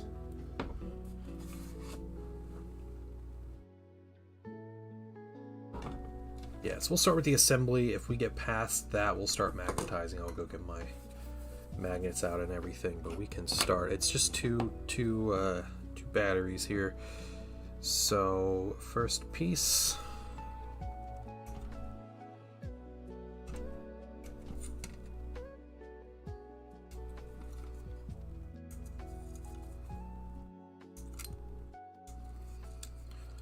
Get our first step. 425. Okay, they're different based on their notches on the inside, so we don't have to set them in a particular position. 23. Okay, be one of the guns. Finished freehand on the other side. Nice.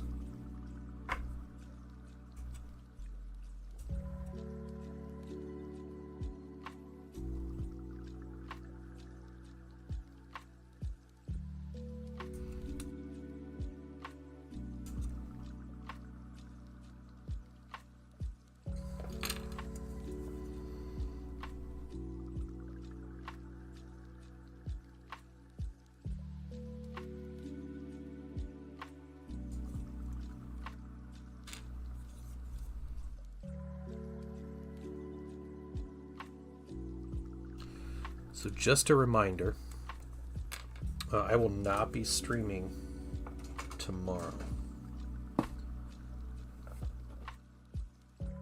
So I will be back on Thursday.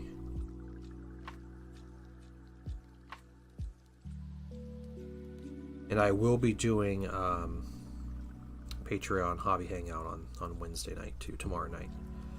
So I'll still be doing that. I'm spending the day with some family, so we're in town.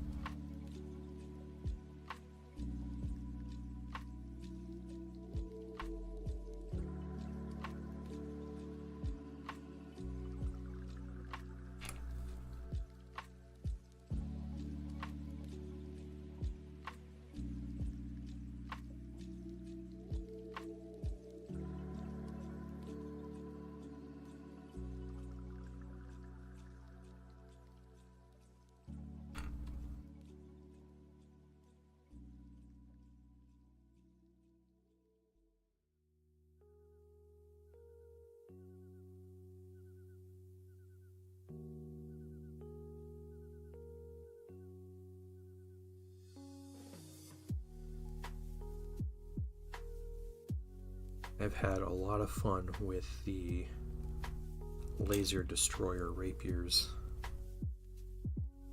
the ones I'm assembling right now. Seem real good. So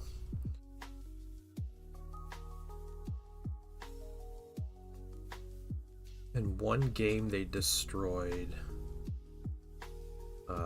a large tank and killed a dreadnought in a single volley. That same game they shot at, what are they called? Wordbearer's Demon Dudes. Not Marigal. Marigal's the dreadnought that they killed. But yeah, they shot at them and I inflicted 3 wounds. That would have outright killed 3 of them, but my opponent managed to pass 3 5-up feel no pain saves and saved all of them. So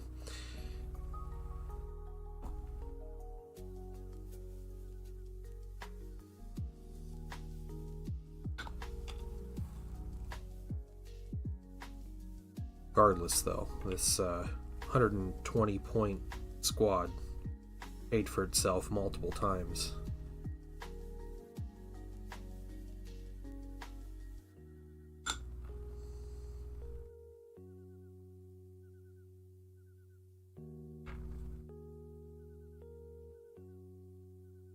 So that's the bottom, that's the top.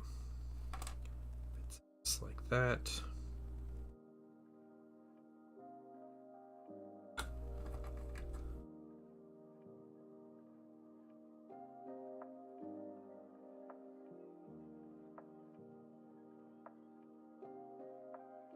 Of course, it doesn't sit flush. It's Games Workshop.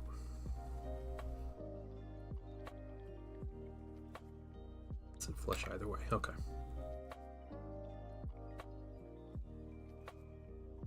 Making sure it's not me.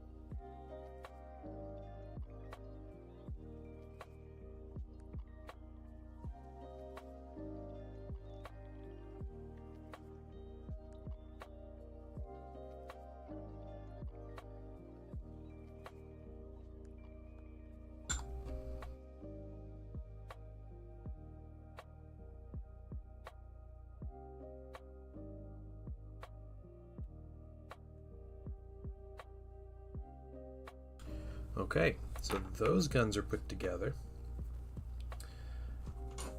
Next little thing I need to do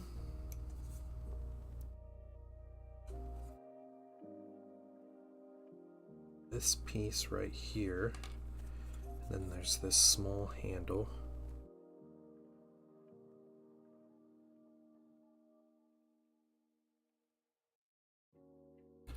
Get that from both of the sprues.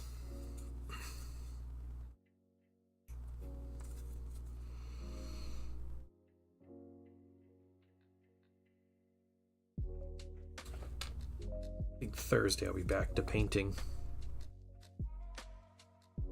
This is a nice opportunity to get this done real quick since we got an hour or so, and I don't have to like start into anything new.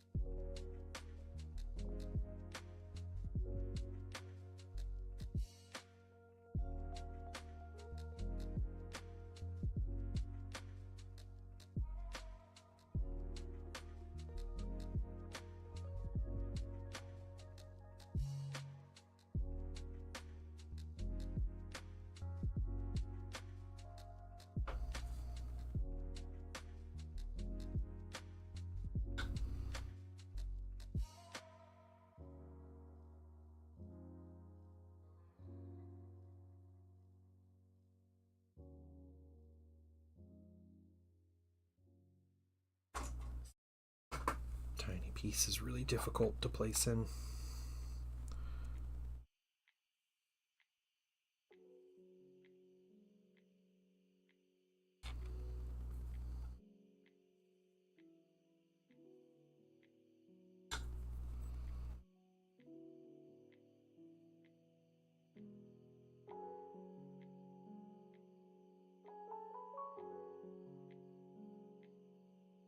Okay, laser destroyers are done. Now it's the quad launcher. Is a whopping 3 pieces. Okay.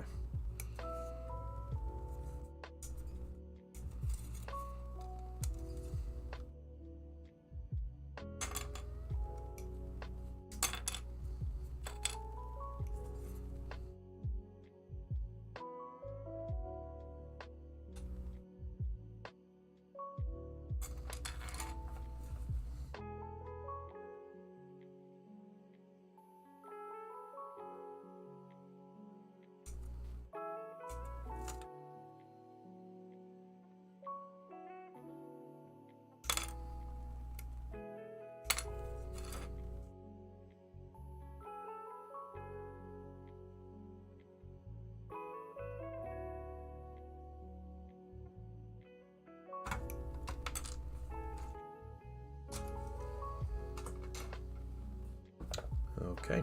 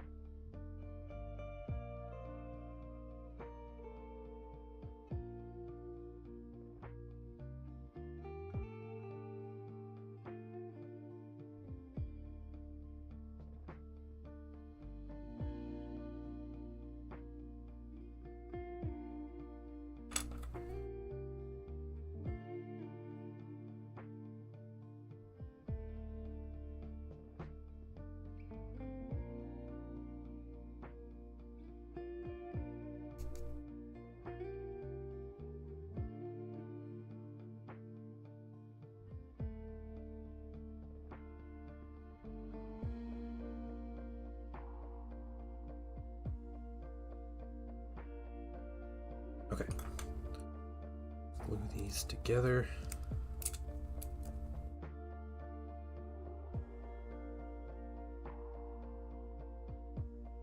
Simple how they work.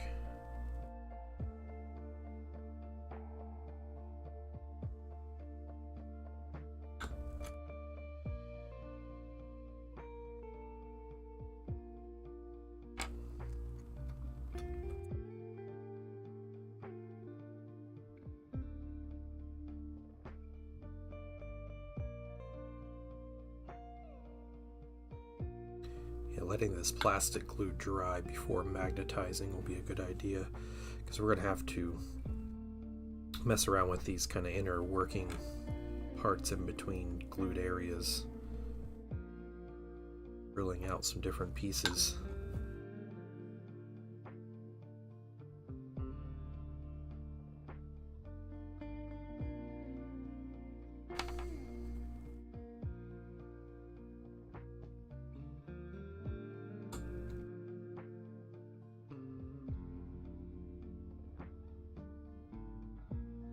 Hey, Killer Cam, what's going on, man? How you doing? Okay, 17, 18, 19. 17, 18... Oh, 19, this big one. Okay.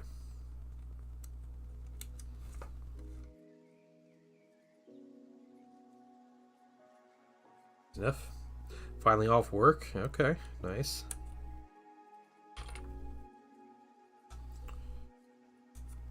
I was practice for the kid last night. Our son has been, he was sick. He was well enough to go to school, but he was like wiped out. So we're like, you know what, we'll just miss this first one and try to rest.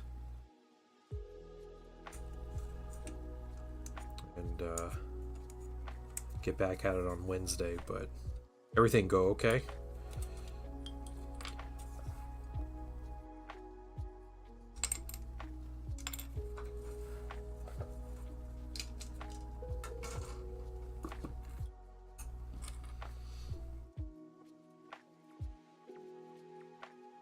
Unorganized, yeah. Oh, okay. Oh, you were working yesterday. That's fair. Yeah, it's brand new league and everything. Yeah. What field number is your son practicing at? I wonder if we could sit next to each other while our kids practice.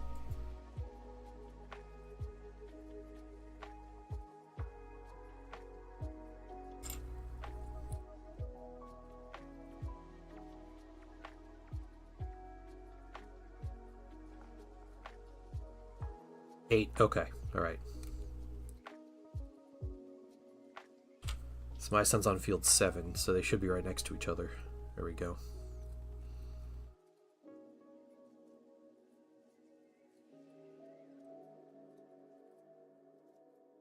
Yeah, we'll see. This whole season might just be disorganized by its nature, but so they can kind of hit their stride. Then it'll be good.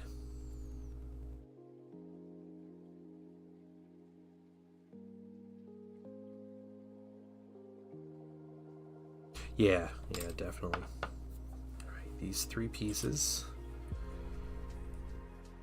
This piece here. This piece weirdly goes right there.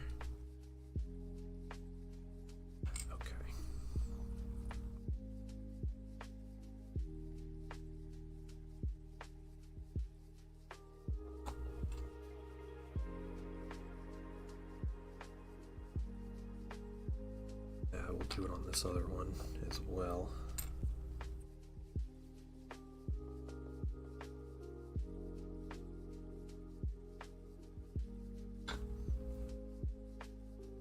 What are you working on right now? I am assembling a rapier battery. For somebody else, just someone local asked me to assemble and magnetize the rapier battery. So I have the quad mortar here, and I got the laser destroyers put together. So, working on assembling today, and I think, maybe this evening on my own or something, I might just start the magnetizing on it. I think that might be how it turns out. I don't want to magnetize it while the glue isn't cured yet. You know, you want to make sure like everything is set so you're not shifting plastic around while you're trying to glue magnets in place. But yeah, since I already did this with my own minis, that's how I would do it with his. Because we want to maximize the value we get from these. Alright, those are done. Now it's time for the actual carriages themselves. Looking for A1 and A2. There's 2.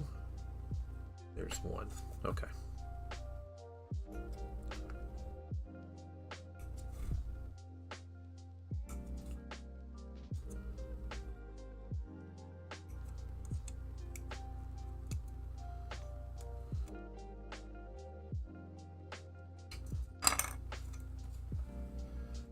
Yeah, we have all the tracks to get.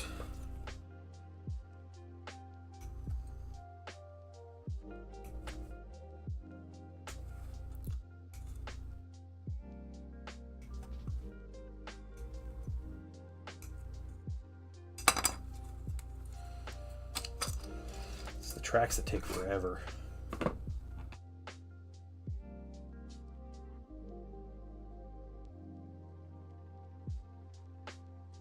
Finished up the 5 tactical marines we were painting. You have to varnish them and get them on their base and everything, but they're as good as done. For the next game I play, I'll toss them in.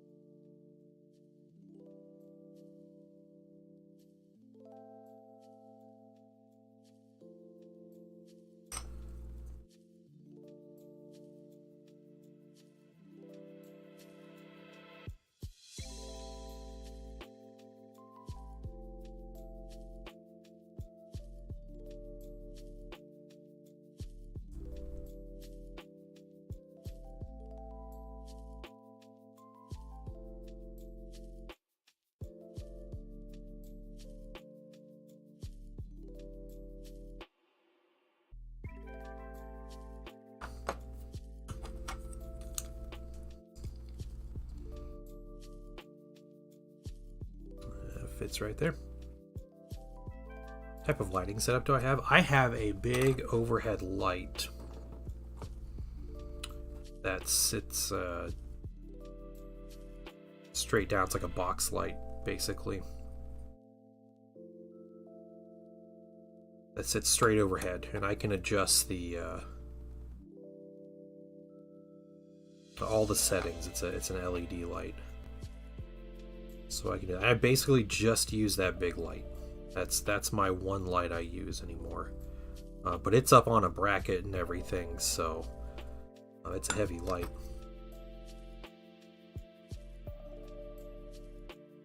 Okay. Got these. Put them this way to orientate them properly. And then we are doing the same on both, isn't it? Yeah, let's see. 8, 7, 6, 9, 11. 6, 7, 8, 9. There's 10, 11. So we have 6, 7, 8, 9, 10, 11. Okay, and then 6, 7, 8, 9, 10. Cool, it's the same on both sides, so I can just cut all of these out.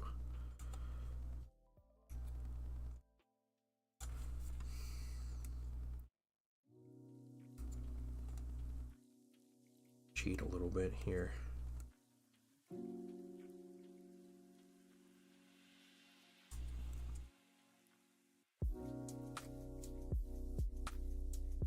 I'm not the most like savvy person when it comes to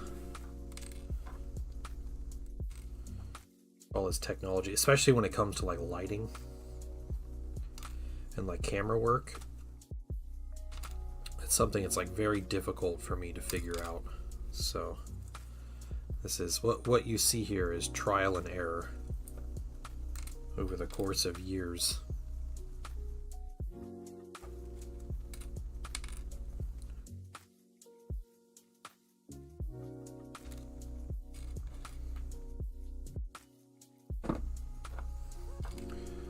All right.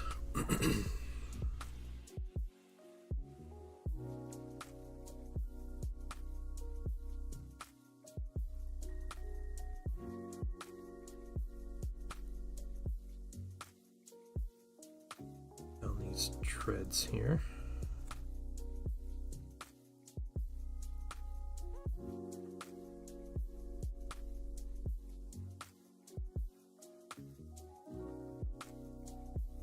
I painted without a magnifier the other day? Yeah. One of these days I'll need a magnifying glass, but I don't as of right now.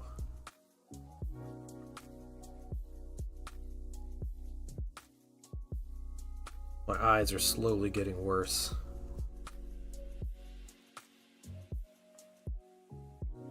Been playing too much Bloons Tower Defense. Been wrecking my eyes. Pictures, whip minis, and lighting is used is good enough to paint, but terrible for pictures. Yeah. So taking photos is like a whole other set of like knowledge base that you need. It's wild. A lot of times when I'm dealing with photography and I guess the videography or whatever, it has to do with the camera settings and how the camera uses the light, and not so much the actual like light in my room. So you adjust things like your aperture and your like the shutter speed and like all these different settings to allow more or less light in, and you get different effects, and you can adjust things from there. It took me a long time to figure that out.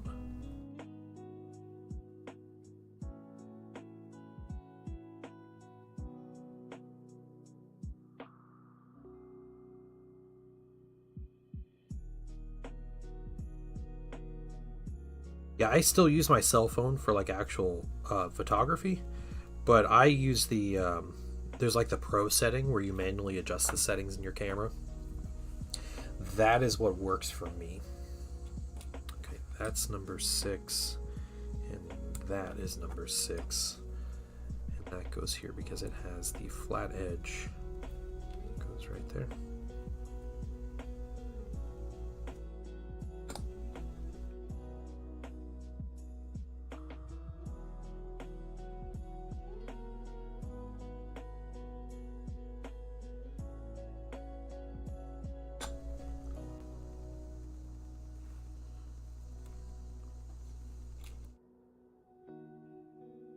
Okay, and number 7.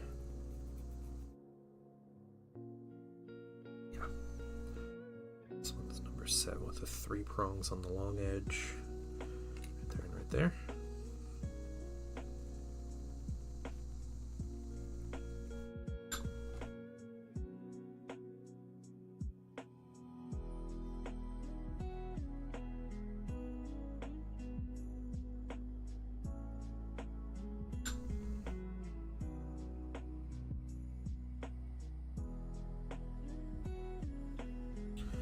Number 8, prongs on the short edge.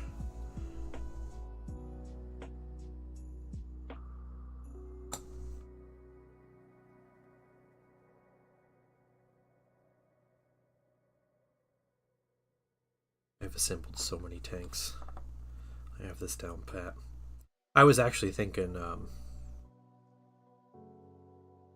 with my Thousand Suns collection, after I paint up everything I have and do all this stuff, like what would I want next? And I feel like I'd want another tank, but I don't know what kind of tank. If anyone has suggestions for tanks, or just wait to see what comes out between now and then, you know, that might be the best move to make. But I have one of a lot of different tanks.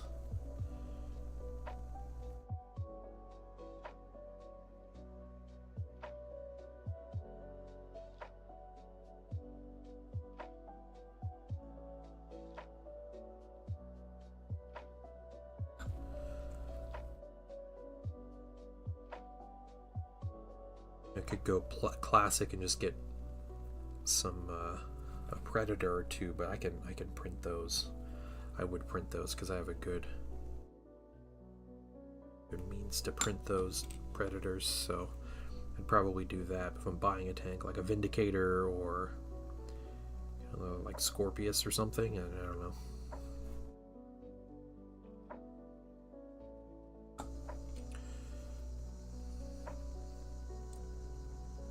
I don't know if I'd want another Land Raider.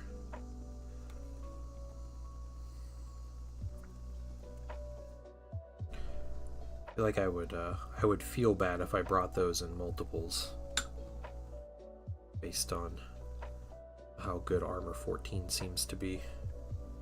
So I don't know if that's something I want to do necessarily.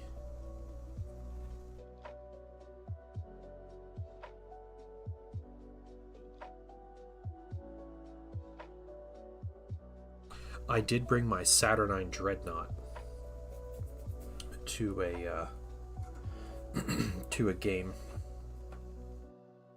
on Sunday, and it was hilarious. The thing blew itself up.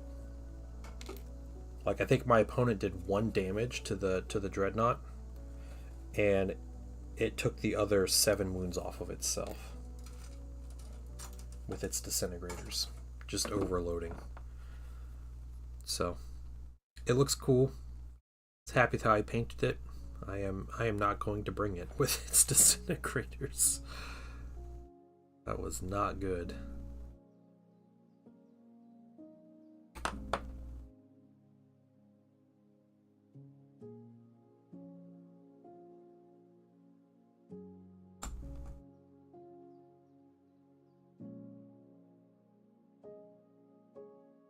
I typically don't like units that do that anyway. Even though I play Thousand Suns and every time I cast a spell it risks my own units destroying themselves, but I don't know, maybe I do it enough, so. I don't also want weapons that do that on top. Okay. First part done. Let's get to the next tread.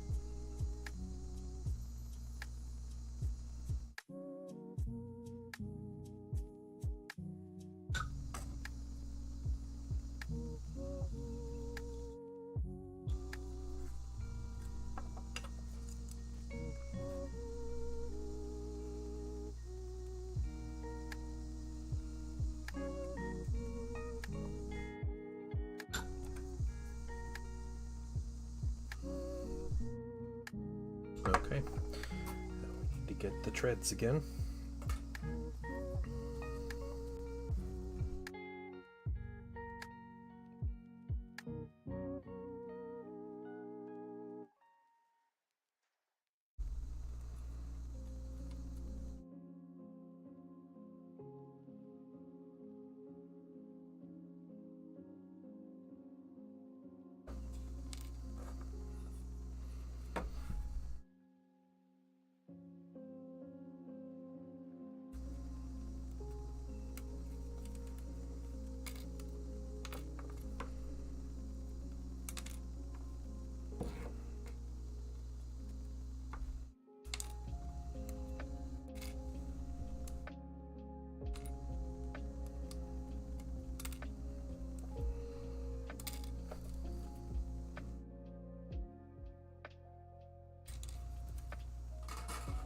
Okay.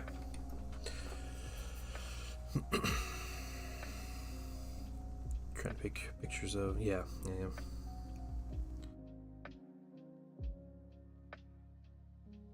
Hope everyone's having a good Tuesday.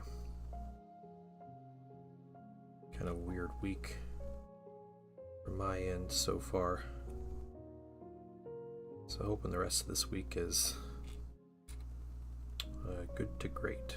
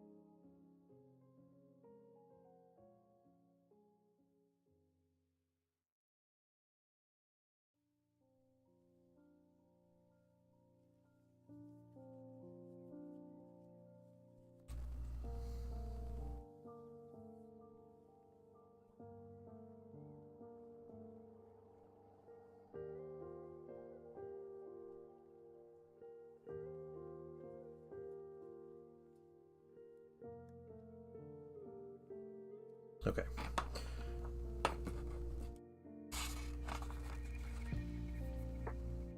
All right. Let's start off here, and we're just going the opposite direction.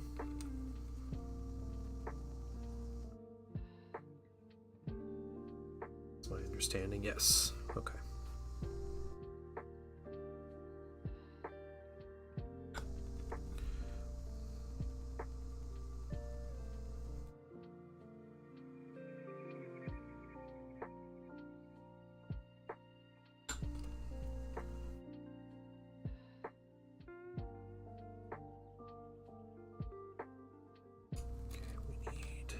This piece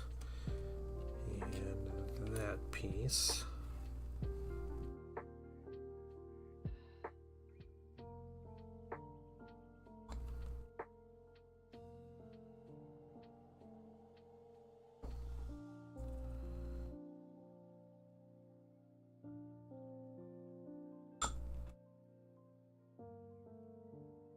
Switch it up. That one and that one.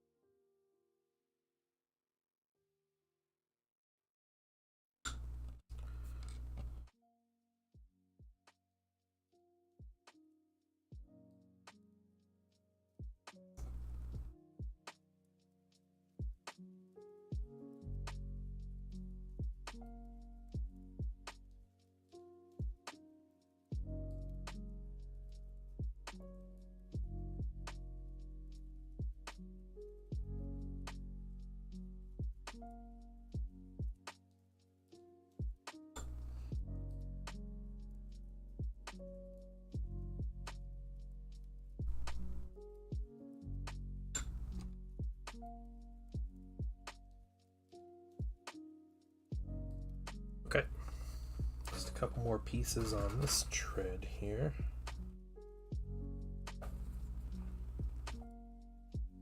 Piece number 13, and we got piece number 5.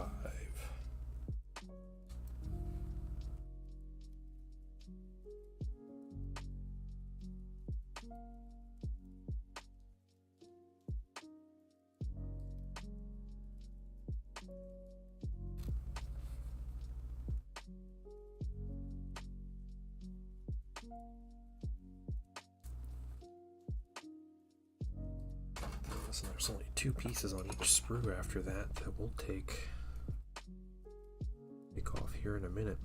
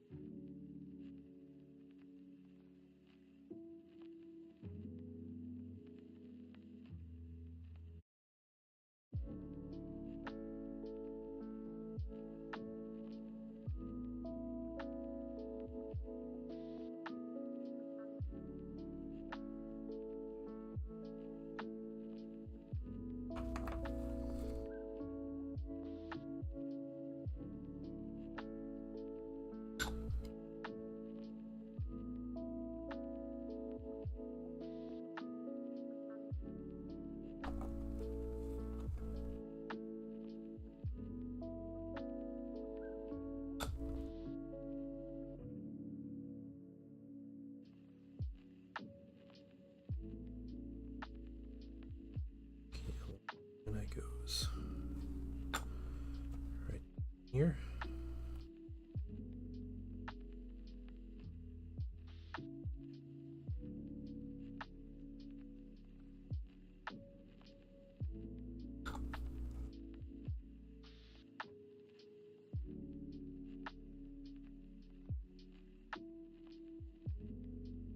So you would normally do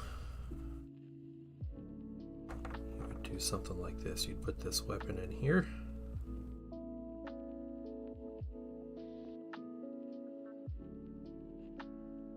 Close it up.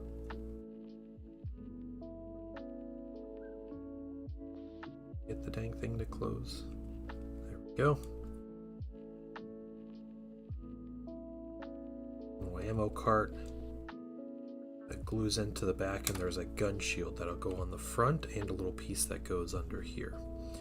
So we're not going to glue anything together yet because I need to trim down this spot and drill and get this spot right here, and we're going to put some big magnets right there that are going to allow us to swap these weapons whenever we so choose, or when the customer or client so chooses. But we'll get these other pieces, we'll trim them, we'll set the stuff to the side so they'll be ready to put on when the time comes. And a nice thing about these is the sprue completely clean after doing that, so that can go straight into recycling.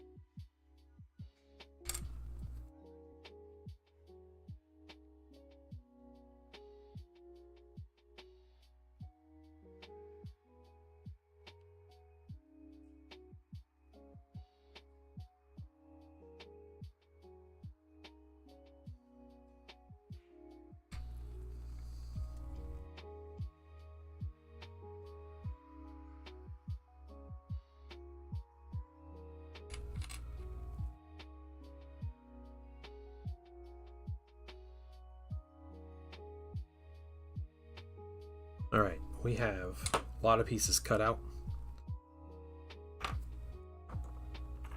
partially assembled.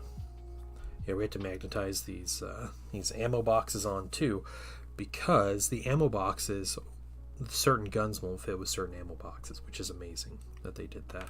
So this laser destroyer is too long in the back to fit with this big ammo box here. It runs into it. And then this little one, this mortar looks really goofy with it because it just has like a nub on the back end. So anyway, I think all of that is going to take some opportunity to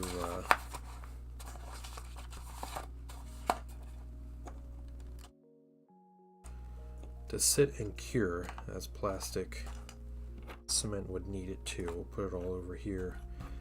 That might be tomorrow evening or tomorrow afternoon I get to it when I have some time.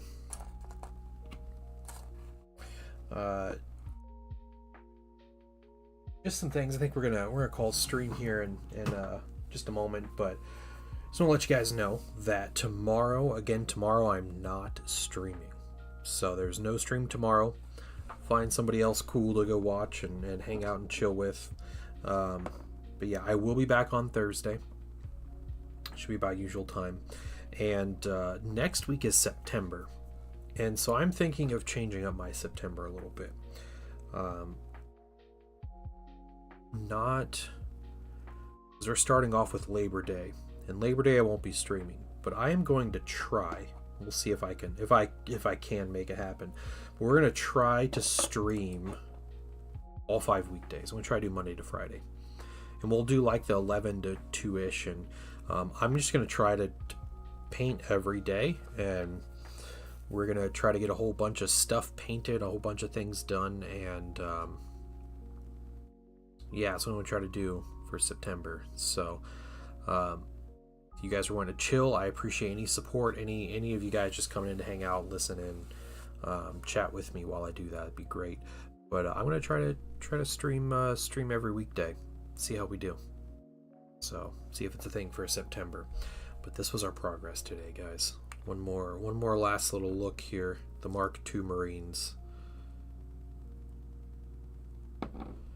Got 5 of them here. So there we go. 5 Space Marines.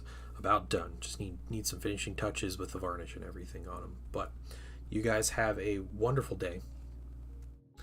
I will see you all on Thursday, and I will still be doing Hangout tomorrow night. So we're still doing the Patreon Hangout tomorrow night, but just no stream tomorrow.